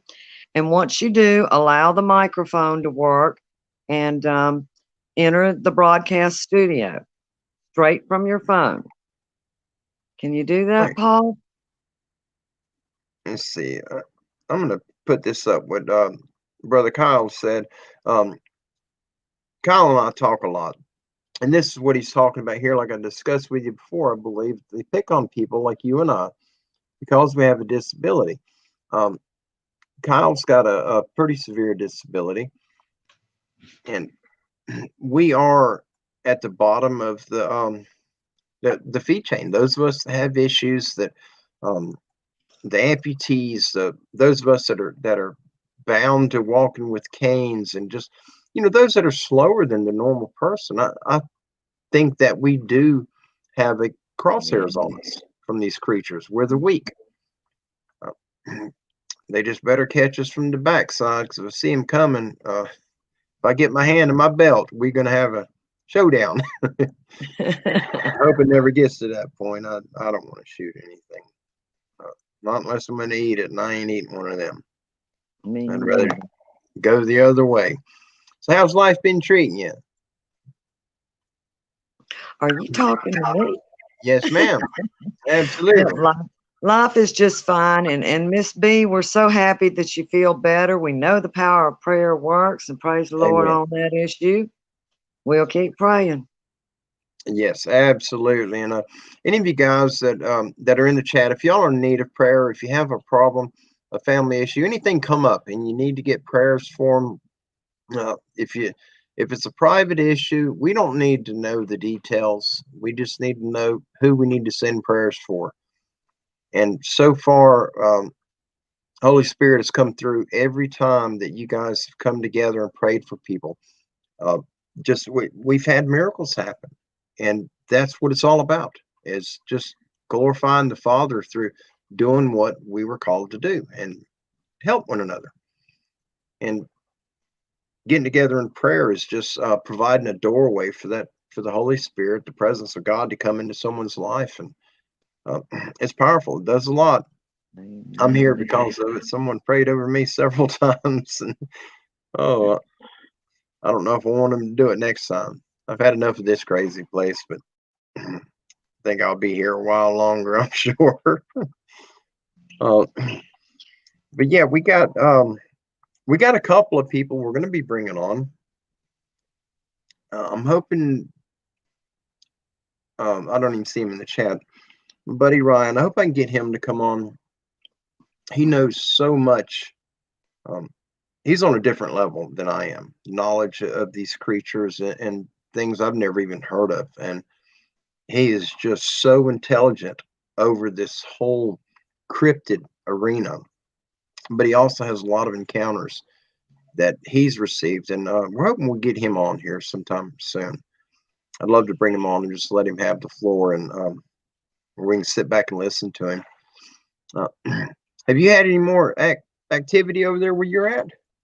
No, not lately. But in listening to Pappy's family story just then, I'm in agreement with you that if something was just standing on the other side of a curtain, I think I would have just fell out of a massive coronary. All right. I mean, it's hard to imagine. That's too close for comfort. That's way too close. And and so I have a question for Pappy. He's in the, Pappy, you mentioned that you may be sending in more from your family members, and oh my, I'm sitting on pins and needles waiting for that. Oh, heck yeah. And just, I read that in a tree stand for the first time when it came through, and I was up, I don't know, 20 feet, I guess. I was up pretty high. And I just opened my phone up to send a message to my hunting partner, my brother Chris, and I had a new email, and I just checked them, and I opened it, and it was the one from Pappy. It came through earlier, and somehow I overlooked it, and so I opened it up, and I was scrolling down, and when I got down to the encounter part and started reading it, it took me back to what happened to me, and the reliving of it all. That's right. It was a little rough. Pappy's put a question up. I'm gonna put this up on here. What do either of you think of the shimmering creatures? Well, yeah, go ahead. Portals, and we didn't touch on that the other night, Donnie. Portals. I really think they pop in and out of portals. Okay, that and some of the audience is in agreement of the other dimensions, and Paul too. Oh And yeah. we're not going to judge anybody for what they experience and think, and have a right to their own opinion. But Oh, darn, absolutely. that's about the only way I can deduce that during my encounter, for one to come 50 feet and stand in front of me. It was Yeah. just too quick, and I've tried to say, okay, well, maybe it was just acrobatic or just, but the more encounters that I hear, there's a lot of people who know that the quickness and the swiftness, and 1 minute they're in one location, and in a Yeah. millisecond they're in front of you, or and I believe they travel in numbers, and you know, I would, I'm not in real agreement that, they're real when they appear. They do breathe. Yeah. They can harm you, and hopefully they won't ever.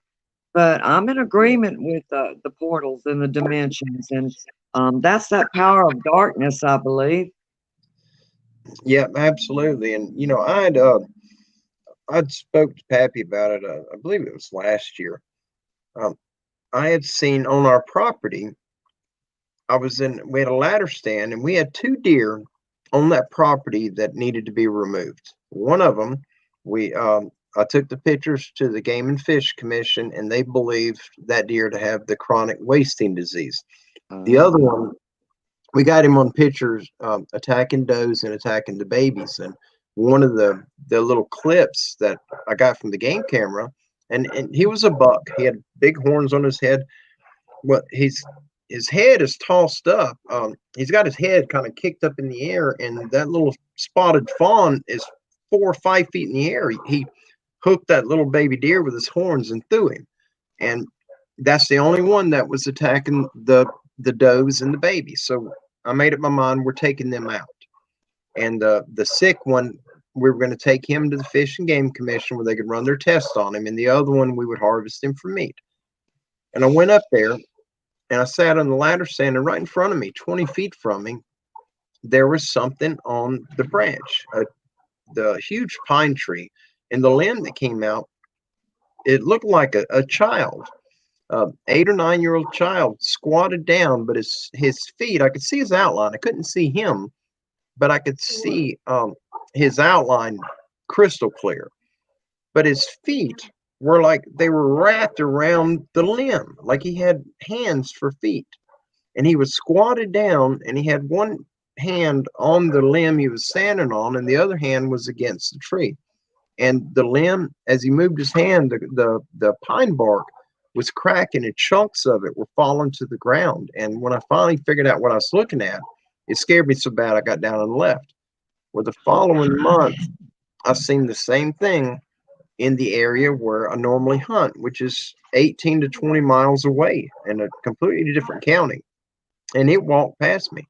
I was sitting in the thick stuff against a pine tree, and he come down the road in the middle of the day and just kind of reflected light as he moved through the sunlight. But I was watching the grass, and he had mass to him. He was smashing stuff down and moving the small scrub oaks and stuff. He would bend them out of the way and walk past them.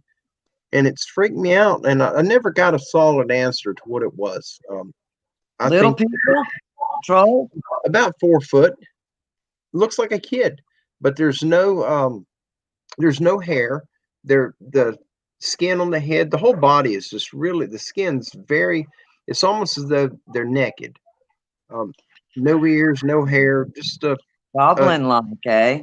I don't know. I have no idea what they are. And um, it's just absolutely frightening to see something like that. And even that small, you think, well, I just pick it up and sling it over my back into the trees. But when you see something like that, you don't think about it's probably 70 pounds. You think about this creature. He's clear. He looks like water, like walking water. If he's got the ability to do that, what can he do to me if he knows I'm here, or if I shoot at him? Or it was scary, and I left. I don't want to Wow. encounter it. I don't know what it was, but it was The first one was at the end of January. The second one was the middle of February, and just 18 miles apart, two different properties. And I don't know. I don't know what it Are there was. any cemeteries near? There, hush, hush, ladybug. Sorry about that. Someone just let him in here. The property that we own is probably 3 miles from an old cemetery. And the property where I hunt, where I seen the other one, if you Okay. pull up Google Maps, it's all wooded. But if you pull up Google Maps, it shows an old church. It even names it in this property. There's no church. I've been hunting that since I was 16 years old. And there's never been a church on it. There's Donnie, never did the dog just growl or did something else just growl? No, that was one of the big trucks went by with that Okay. transmission brake, Jake brake. It is Oh, so loud when they do that. I have really good ears.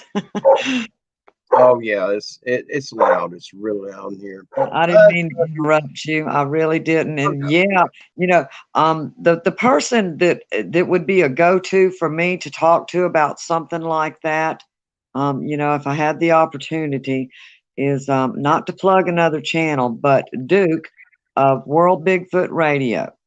I think that if you gave him the time of day to talk about some of the things you've seen, Duke has done extensive research and he has names. And what you describe, he probably has a name for. He's just researched some of the cryptids to the nth degree and not just Sasquatch. So you might think about reaching out to him too and perhaps go on his show or get him on yours because he has a wealth of information. And a lot of us, this is our first time of seeing things sometimes, and we don't have names for them. And he's just done an extensive amount of research to just yeah. On cryptids, and that would be my go-to person to ask that kind of question of what is that? Sandy, Yeah. Sandy just put in the chat the Duke is the Bigfoot encyclopedia. He really is, but he's also a cryptid encyclopedia. I mean, there's times I've been in another chat room, and Duke is also a guest there. And yes, even when the audience, mentions and perhaps a story is read, he can just by what people describe, he knows what it is, whether it's a Wendigo or a Gugwe or it's just amazing his wealth of knowledge. And I'm not trying to plug someone else's channel. Oh but, no, none at all. A lot of us, we really have questions and we don't exactly have answers or names. And that person, Duke, could probably dig you up pictures of it. The thing is the about my encounter, the one that I saw, it was thanks to Duke that I had run across his channel one day and scrolled through some of his videos, and I actually saw a picture of the one that was very similar to what I saw. And had I not come across that channel, I wouldn't have had a name for it. And I felt so alone in life because through the communities, because people were describing the forest dwelling Sasquatch, and they were, people were sharing encounters of, not horrific encounters, but it was never the same description of the face with the canines and the glowing red eyes. And when I ran across that man's channel and scrolled down through the videos and saw a Gugwe, and saw a Janoskwa for the first time, my whole brain went, oh my, and I went back to memory lane. And part of the description of the face, Don asked me a question. I didn't quite answer it like I wanted to the other night. Don, on the one I saw, there were grooves on the side of his face. I mean, just deep grooves that just started out wide and fanned out thin to the cheekbone. It was the weirdest thing. I remember that, and the glowing red eyes and the canine teeth. I don't remember a smell. I didn't bother to look down, but Yeah, I just wanted to say that a lot of times, we all support each other on channels. We try yeah, to, absolutely. and the And more we learn, the more there seems to be to learn. yeah, there is, and it takes all of us, the whole community, everybody in chat, these other channels, just if everybody would just pitch in a little bit and come together with that, it gives us such a broader knowledge of what's out there. And I've heard several encounters of the Sasquatch with these huge, massive canines. I've never seen one. I've seen several of them, but not with the pointed teeth. The one that was right up on top of me, he was a giant, and I thought it was a caveman because I never heard of Bigfoot. I knew nothing about that subject at all, and I just knew he had teeth like me. I mean, they were squared off and flat, but just a whole lot larger. But it just the whole build of him, the face, his eyes were just too big for his head. They didn't match, and it was like if his head were the same size as mine, his eyes would be twice as big as mine. They were way too big for his head, and the pupil, I remember that gigantic pupil. It took up just about the entire eye with just a tiny bit of white on each side of it. And he was 2 feet, 2.5 feet from me. He was right there in my face, growling and snarling. And I hope I never see another one like that. Off at a I didn't distance. see white. I just saw red, glowing red, as if they pulsated. I mean, Oh wow. I can't wipe that out of my mind. It's never going to go out of my mind. I wish I Yeah. could at times. And I have to really respect what you do and all the work you do and the filming and Thank going you. on your property, because we go for walks with you. And you're Oh not yeah. only taking us out into nature, Donnie. We really like going with you on your walks, and you'll apologize a lot. And some of us are in the background thinking, no need to apologize, Donnie. Just keep on doing what you're Yeah. doing. Yeah. I get there's times when stuff does start happening when I can finally discern that it's not a pig, it's not a deer. When I finally realize it's not the native wildlife, that's when I start getting nervous. And usually I end up hearing footsteps where they'll start moving around me, and that's when I get scared and I go Yeah. the other way. I don't want to bump into them. I like showing what they leave behind, the tracks, the structures, the chewed up trees. I got a very strange video, and I lost it when my phone died last week. But this tree looked like it had been cut with a not an axe, but whatever it was had a blade on it. There were marks. I don't know if you can see. Where's the camera? Right there. There were marks probably that long as my finger, and they were cut deep in the tree. The flesh was pulled out of the tree, and it looked like a. And I walked up on it in the middle of the swamp, and I'm in ankle deep mud, slush mud, deer tracks and pig tracks everywhere. Not one footprint of any type. And I seen it, and I thought it was a mushroom. And I went up and I said, well, that's pretty. I've never seen a mushroom look like a rose. And that's the way it looked. And so I got my camera out, my phone, and I started filming it. And I reached over to just take my finger and push it a little bit to verify it was a mushroom, and it was hard. And I tried to pull it, it wouldn't come off the tree, and finally it broke off. And when I got to looking at it, it was the wood. Well, I walked around the back of the tree, and the tree wasn't that big, probably 5.5 inch diameter, too small to climb it. Do you think the grooves were teeth marks? What's that? Do you think the grooves were teeth marks? Do you think how it was cut was teeth No, marks? They were cleaning no. their teeth? There were two cuts on the tree. It looked like it was hacked, like something hit it. Not a machete, something thick and blunt, but it cut into the fiber. And on the backside, they had a chunk that big where they peeled the wood down. The flesh of the tree and it was shaped like another flower. It was just bizarre. But when I was back there messing with it and playing with it, there was a film it left on my fingers, like oil, like motor oil or Hmm. cooking oil, and I smelled it, and it. I don't know if you ever smelled infection when somebody has a Oh. severe infection and you can smell the rot on them. That's what it smelled like, and it was so bad. I stuck my hand in the mud of the swamp, and I tried to use the grit to scrub it out, and I Yeah. ended up getting the mud got under my ring and ate the skin off my finger from my ring turning with the mud in it the rest of the day. I couldn't get it out. There wasn't no clean water right there, but I don't know what it was, but it had a rank odor to it. But it wasn't the rest of the tree. It was only the two parts that were um, apart from one another. And I started thinking somebody shot it with a rifle and it blew it out.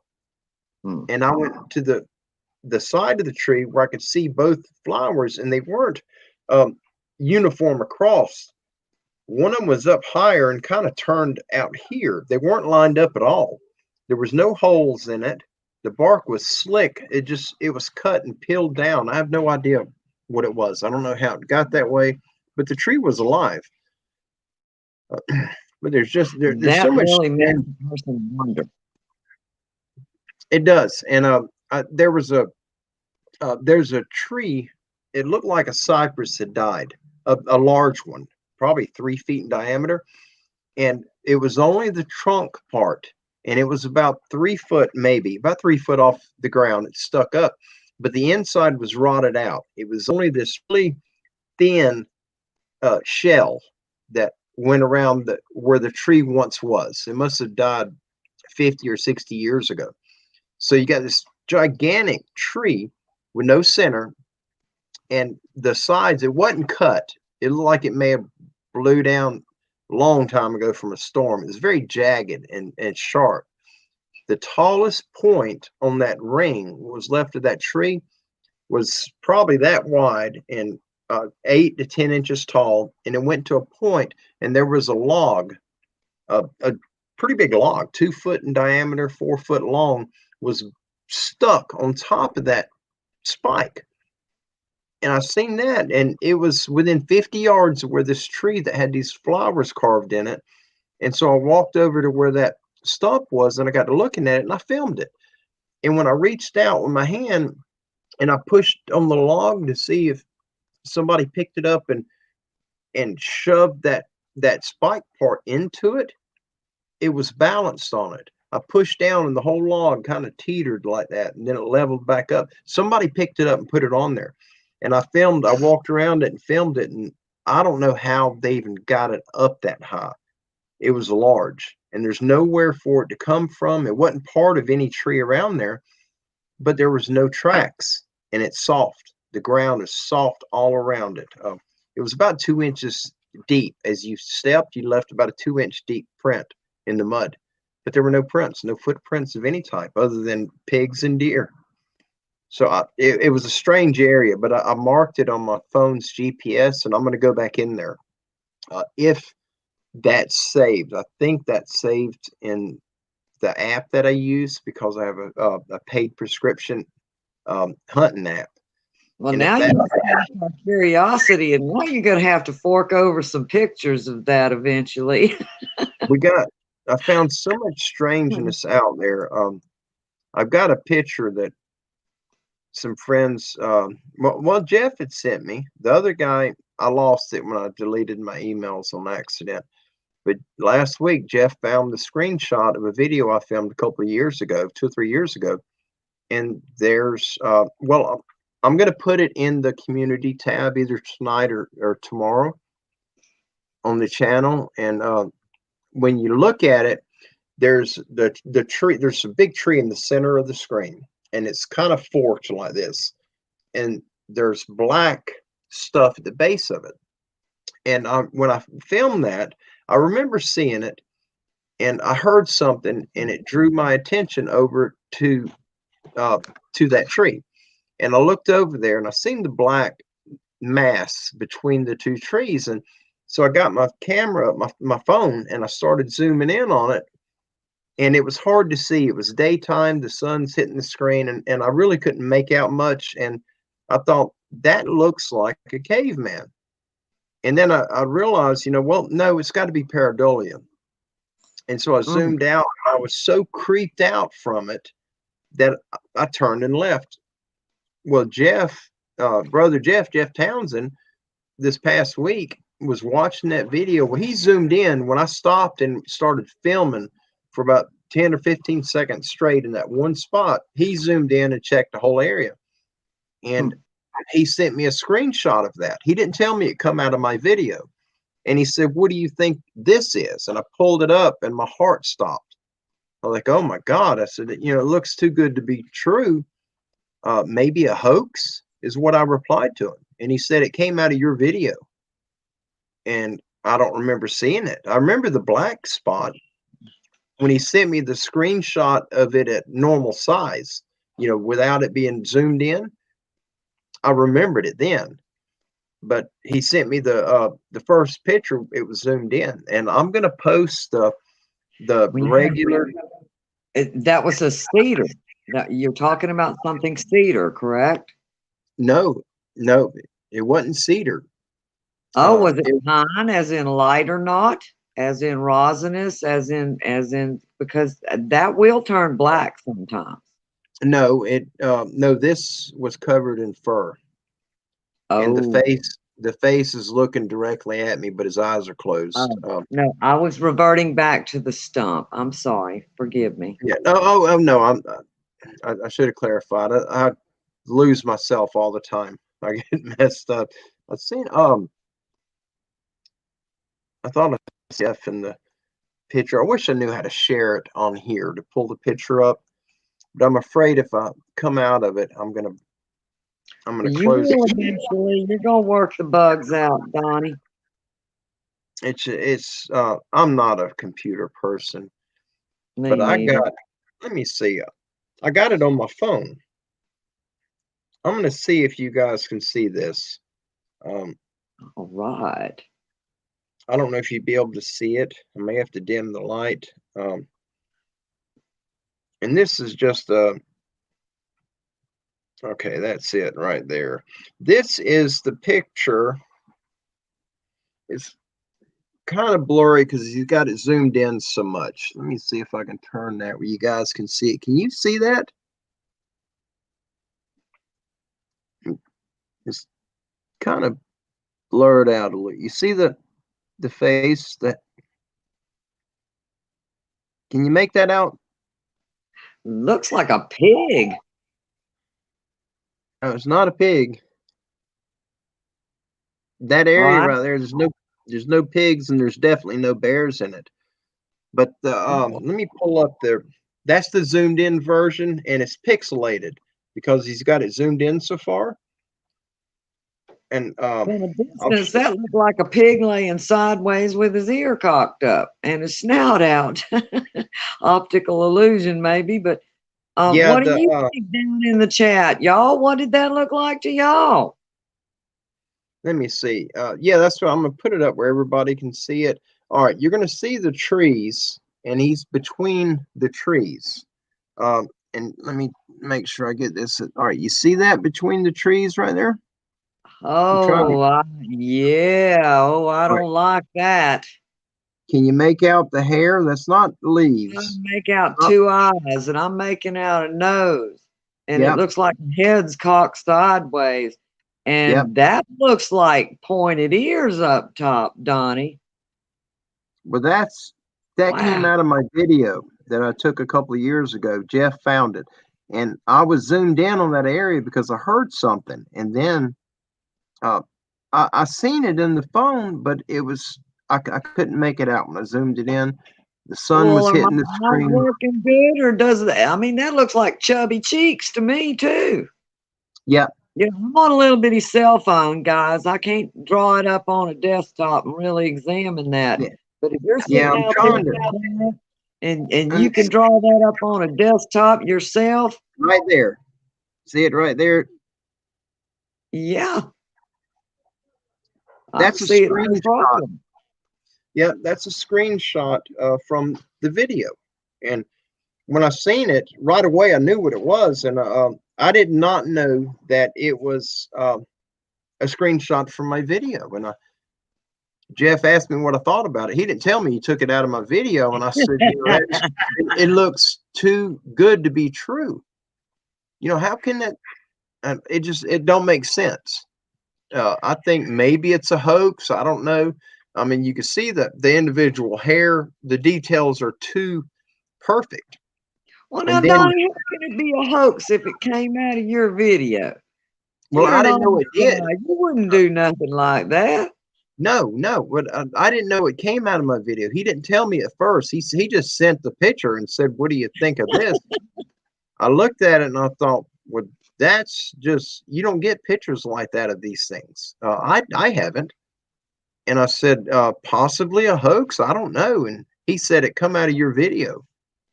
And I was like, It's "Oh gonna my have to gosh." be studied someone who knows how to pull that up on a desktop and study it a little more, would be of great service to figure that out, Donnie. Oh And, yeah, you mentioned the word pareidolia. I've seen a lot of pareidolia in my yeah, lifetime, yeah. I have too.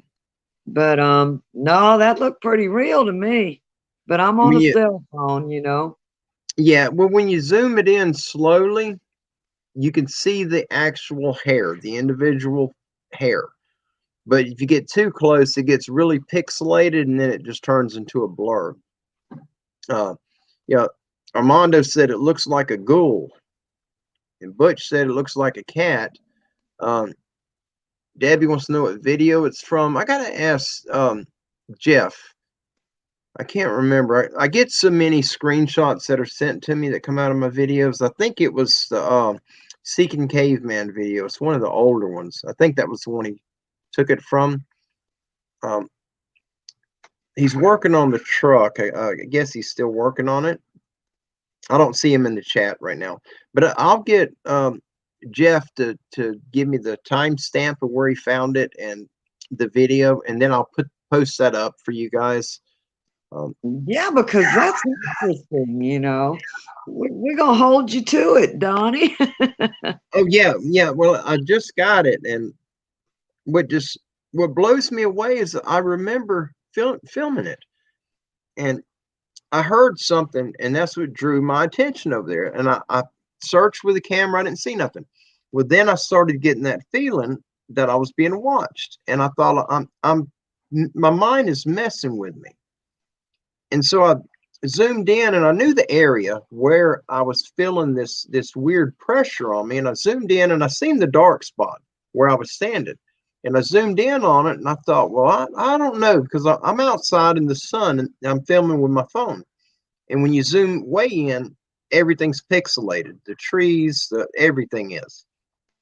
And halfway in, it's really clear, but my eyes are bad, and I couldn't tell what I was seeing. I didn't have my glasses, so I zoomed it in more, and then it blurred, and I just blew it off. It's not moving, so it's got to be debris.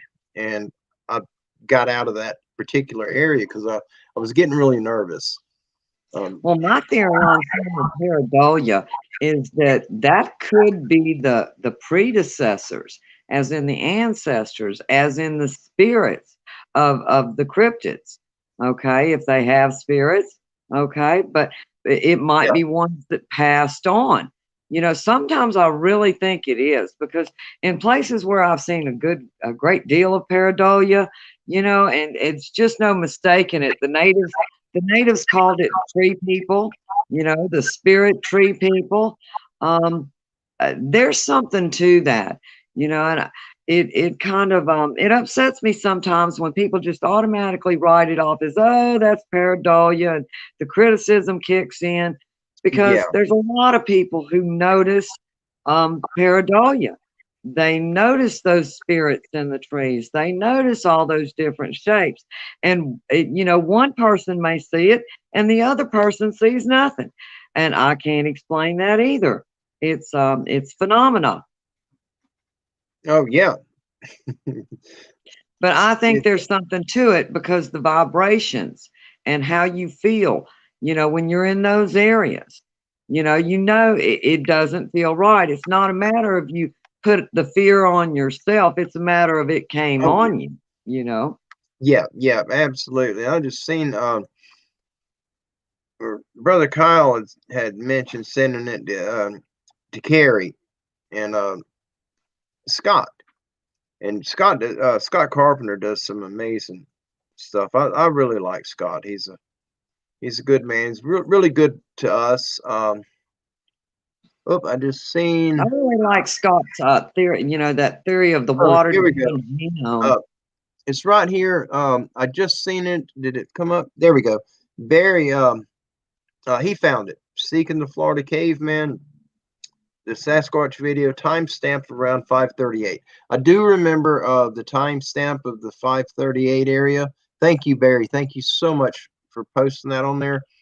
I did not see Jeff anywhere in the comments to ask him. He's working. He's been working really hard getting that truck running. But I'm going to leave that up for you guys where y'all can go in and make your own decision of what you think you see in it. I know what it looks like to me. I'm not going to say that's what it is because I'm not there to go over there and actually check.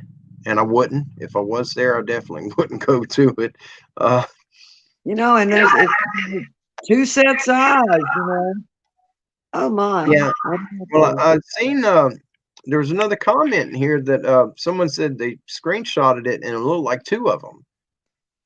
Oh, I didn't see two of them. But Donnie, what I'm saying is your community and your followers and your fans, y'all are eyes. Yeah. A lot of time, the more eyes on something, the better. If you ask me, I'm sure all of your opinions are appreciated here. I would say 99% of the stuff that is found in my videos is from you guys. It's not from me.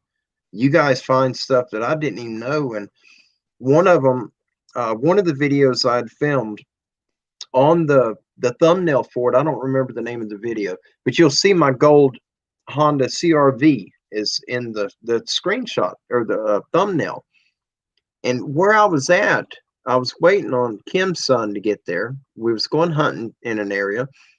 And so I was going to film a little bit. And I walked away from the car and I come back because I heard him coming down the road. I didn't get far. I could see the car, but I had my back turned to it and I'm walking off near this swamp. And then I really got creeped out. I started hearing stuff and I thought I heard a growl. And finally I heard the gravel from them coming down the road because way down near the end of the road it is gravelly. So I turn and go back up to the car. He gets in the car and I pull off and I hear something bouncing on the roof of the car. So I stopped and I get out and there's rocks, these stones like this on down the roof of my car. There's 4 or 5 of them. Well, I didn't find out until 6 months later, or it was quite a while later after I uploaded the video. Somebody contacted me and said, "What are them stones in the video on the roof of the car?" And when I come back, I was showing the area because there's an old graveyard right there. And I filmed right past the roof and you can see the stones and I'd never seen them. I was right there by the car. I was 10 feet from the car and I never seen them.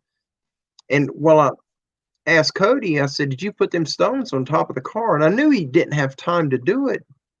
He walked as when they pulled up, I was almost to the car. And he got out and walked out and he's got his gun in his bag.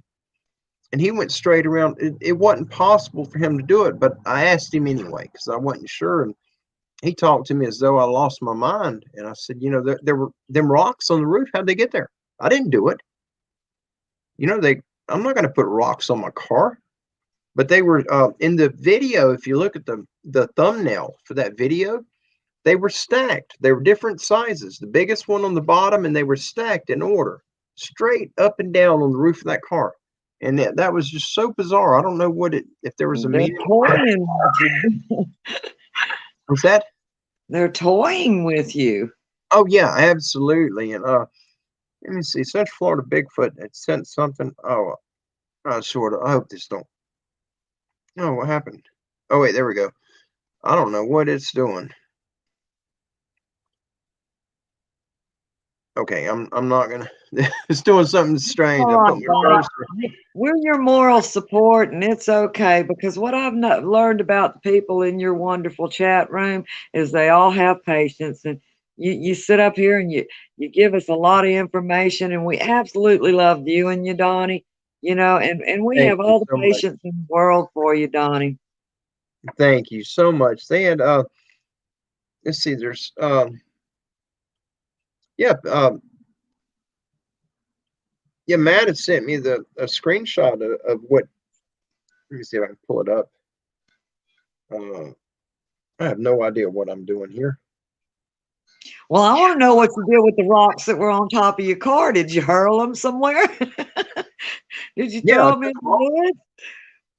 I took them off and dropped them on the ground. I didn't know why they were up there. It wasn't really um, anything important. I thought he put them up there, and he said no, I didn't, and that was it. It never came back up until half a year later, and I got somebody contacted me and said, what about you didn't say nothing about the rocks on top of the car in the video? And well, I didn't know the rocks were on top of the car. I knew they were on the roof because I heard them rolling around when we took off down the road. Y'all, that wasn't a ghost. That was my son walking past. Oh, I seen the flash, but yeah, the that video, I don't even remember the name of it. There's so many up. Um, I wish I could pull it up. I could probably pull it up. Yeah, I can pull it up on my phone and see what it is. But that's the one you can see it in the thumbnail. Yeah, I'll be able to pull it up that way. But it is a much older video, and I'm going through it right now. I'll find it in a second. But that's the one that the thumbnail has the. You can see the rocks stacked on the roof of the car. Let's see. I think I should be getting close to it. I'll tell you guys what the name of that video is. It's amazing your mind did not register all that at that time, and you just put them on the ground as if they were nothing, Donnie. And nowadays, that's not something you do anymore, is it? No, I didn't know. Back then I didn't know a tenth of what I've learned now. I had no idea. I didn't know they did that kind of thing, and I knew it was him. I knew he put them up there, and I just didn't know why. Kind of aggravated me. Why are you putting rocks on my car? Okay, it's the video "Walk with Giants." When you pull it up, let me see if it'll allow me to make it bigger, where you guys can see the screenshot. It ain't gonna allow me to make it bigger. I'm gonna try to put it up where you guys can see it. All right, you see that screenshot, the thumbnail right there. You see the little white dot on the roof of the car? That's a stack of rocks right there, almost above the back door, the side door. And it's out it's out just in the middle of anywhere. I mean, there's no cover, there's no trees to hide from. Yeah, oh Um, yeah, yeah. There's a lot of trees. It's all wooded, but I on pulled the other right, side. the other side right there is an old cemetery. And the family who started the cemetery, from what I was told, they maintain it. So they cut the grass right there and they keep the cemetery. It's very well maintained, but it's woods all around it. And the side of the car I was on, it's woods for a long way. It's part of a wildlife management hunting area.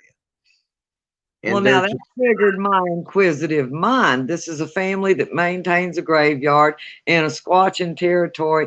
I mean, that kind of makes you want to kind of, I know, I'd want to ask them a few things. well, I don't know who they are. I've never met them. There's never anybody out there. And I used to hunt that area for about 2 years. I hunted it throughout hunting season, and I never seen anybody out there.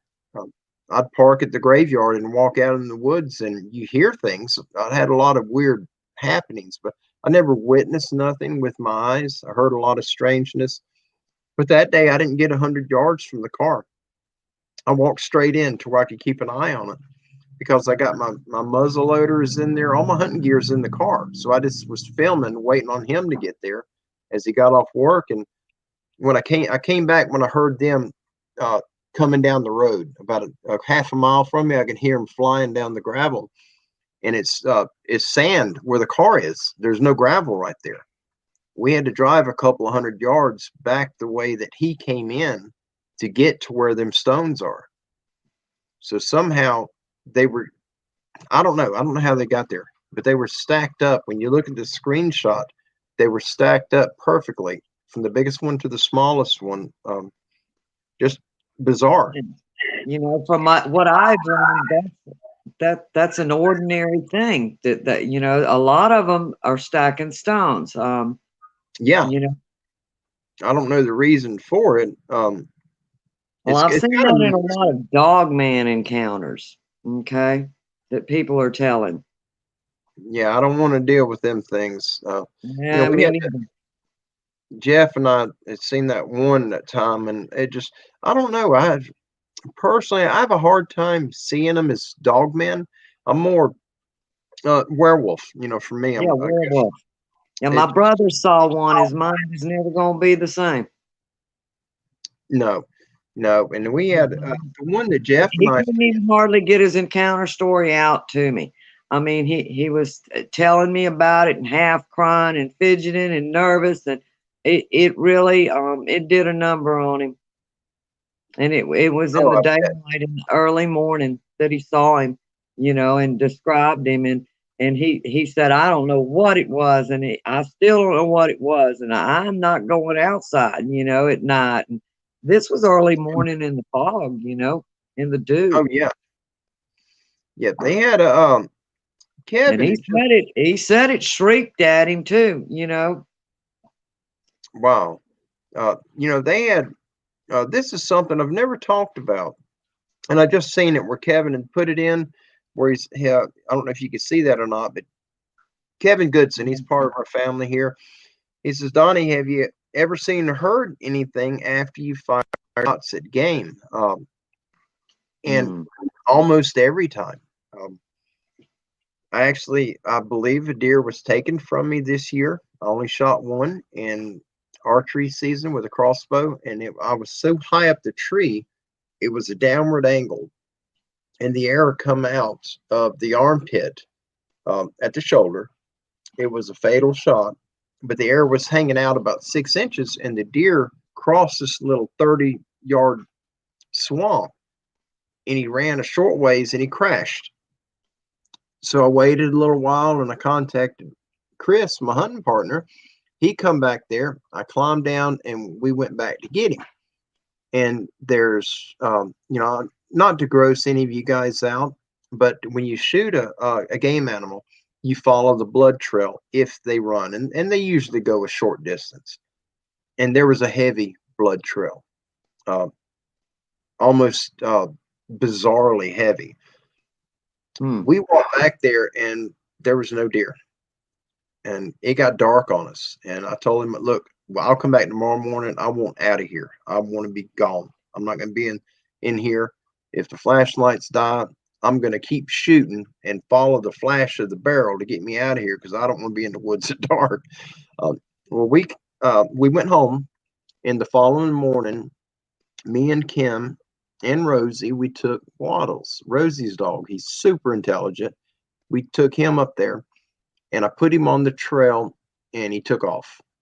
And he goes to there's two trees that fell, and there's a big just a patch of downed vines, the muscadines, the wild grapes, and these two trees had fell, and they're side by side. They fell, and they smashed these vines down. The blood stopped right there. The arrow was laying, the trees laying down, well, laying this way. The arrow was laying right here on top of it. Something pulled the arrow out and laid it, literally took it and laid it on top of that log. And I walked him around, and he'd pick up on the trail coming to that point. There was no trail leaving it. It's like the deer flew off, but the arrow was pulled out and laid on top of that pine tree. And it's swamp, it's muck down there. There's no way anybody could have got there without leaving tracks. It's not possible.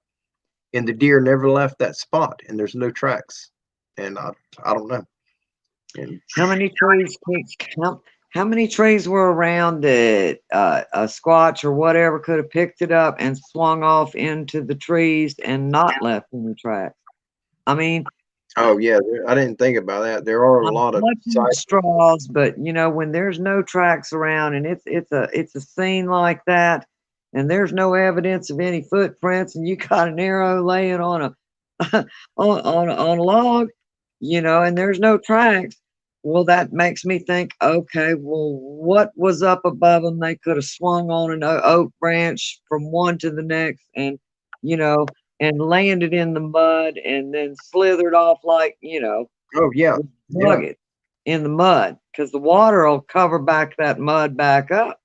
If there's a lot of water. Well, that particular part of the swamp, it gets wet, but it doesn't flood like the lower areas. It is a little bit higher, but there were tracks, our tracks from 2 weeks earlier, but we went the other way. We didn't go the way the deer. This was before I shot the deer. And Still, you're finding your tracks and not theirs. Right, our tracks were there, and we went out past that point, turned, and went the opposite direction. And but where the deer went, the tracks, they stopped right there at that tree where the arrow was laying there, and there was no deer. There was no human tracks and no deer, but my arrow was laying. I got my arrow in the room, but it's mind-boggling. And last year, that was dinner, yeah. Well, that was your dinner. My hunting partner, Chris, he doesn't miss. I mean, this guy, if it moves, if he can see it, if he pulls the trigger, it's going home with him. And he's that accurate. He shot one a few weeks ago, and it ran. I heard him shoot because we hunt pretty close together. And I told him, I said, well, I'm coming over there. We'll go down and get him. We go down there, and it ran a short distance. Then the blood started, and there's hair. I mean, it was a good solid hit. It wasn't a surface wound. The bright colored blood. It was that real deep, thick, vital area blood.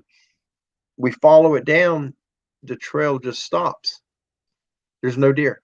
We never found it. We searched for 4 hours down there, the two of us, never found it. And there's nowhere else. Scratch your head and think, okay, did they pop in and out of a portal? Did they grab my deer and they pop in and out of a portal? And it makes you wonder where they pop back up somewhere in a cave somewhere. I mean, yeah, there's no caves. Well, I don't think there's no caves there. There may be, but that whole that area just. I never thought about the trees. I would be more apt to believe something carried it up the trees and traveled, because the squirrels come through that swamp and they never touch the water. And they're not jumping 20-foot gaps. They're going limb to limb to limb all the way across. And something could very easily travel tree to tree without touching the ground. Not for super far, but they could easily go 70 to 80 yards. And as fast as they are, would that have given time for more blood to hit the ground, and leave a pattern from tree to tree to tree? Yeah, and I never thought to look up, but if where my deer dropped, if he could have made it about 45 yards through the trees, he would have been on hard ground, and there wouldn't have been nothing we could have done. We could have never found it. That's all he had to go. But where Chris was, that they could have traveled for a quarter of a mile through the trees without ever touching the ground. And I never thought about that, but that's got me. It's just part of my common sense that, thinks about that, because, we really, we try to find the most logical answers. Yes. First, before you go off into theories of paranormal phenomena. Yeah, I don't believe there's nothing paranormal. I think it's just something that's much stronger than we are, that's able to throw a 150-pound deer up over its shoulder and go.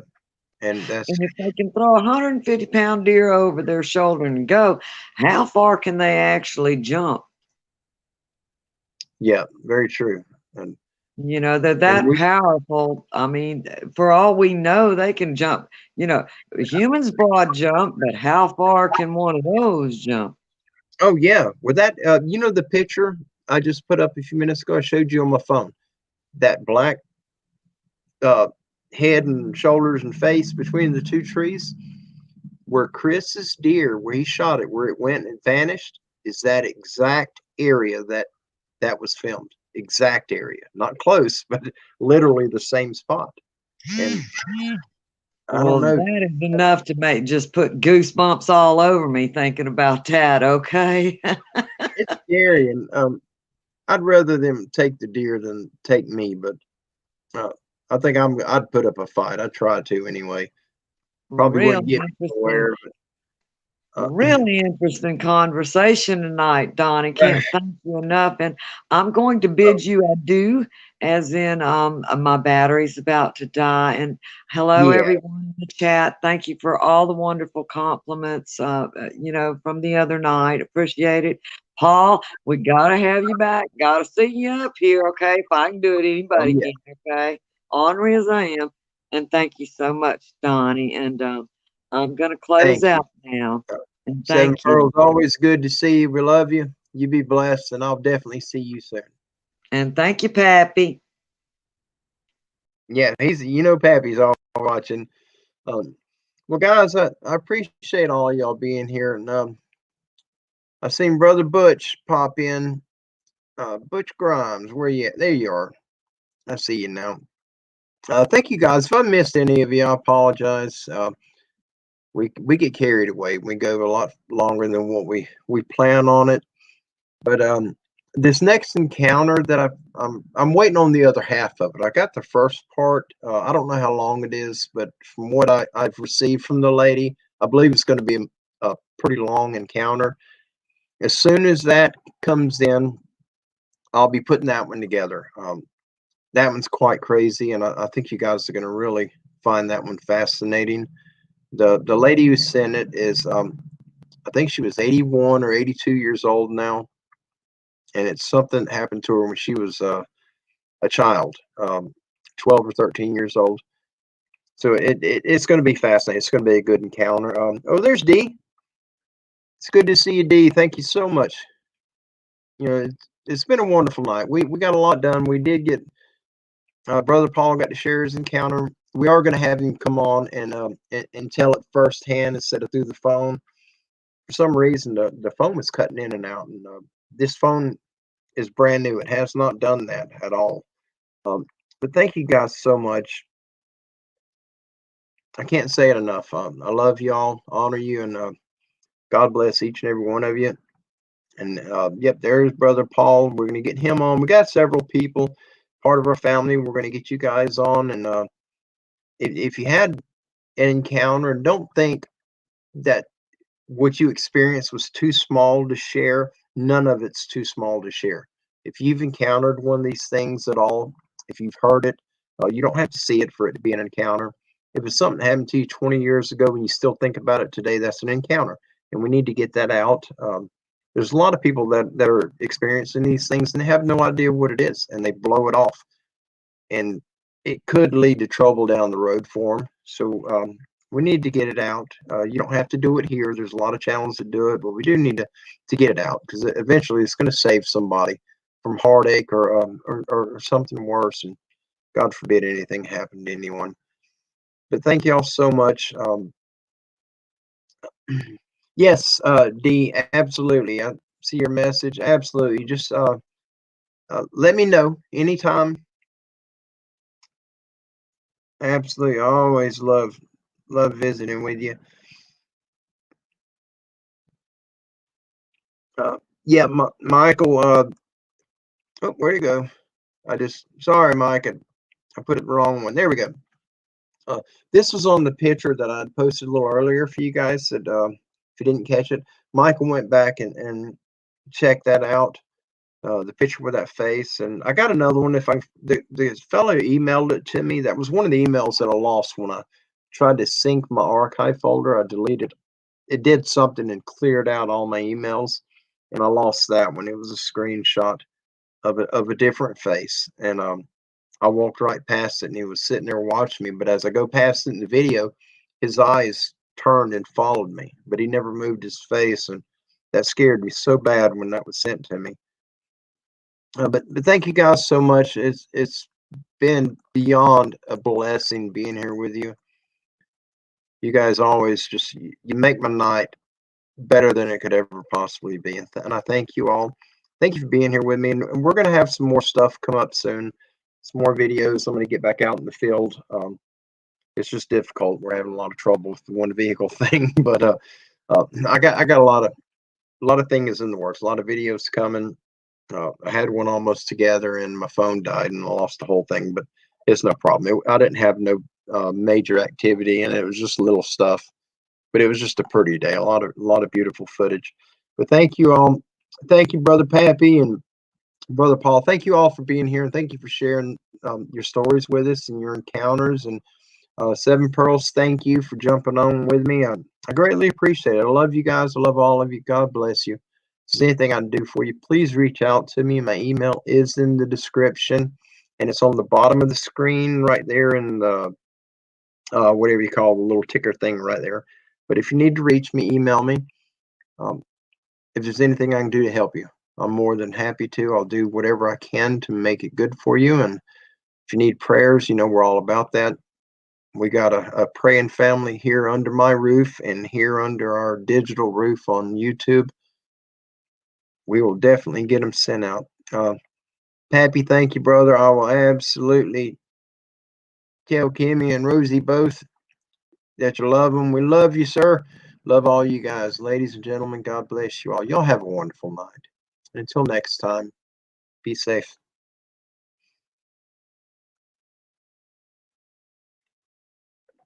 It's going to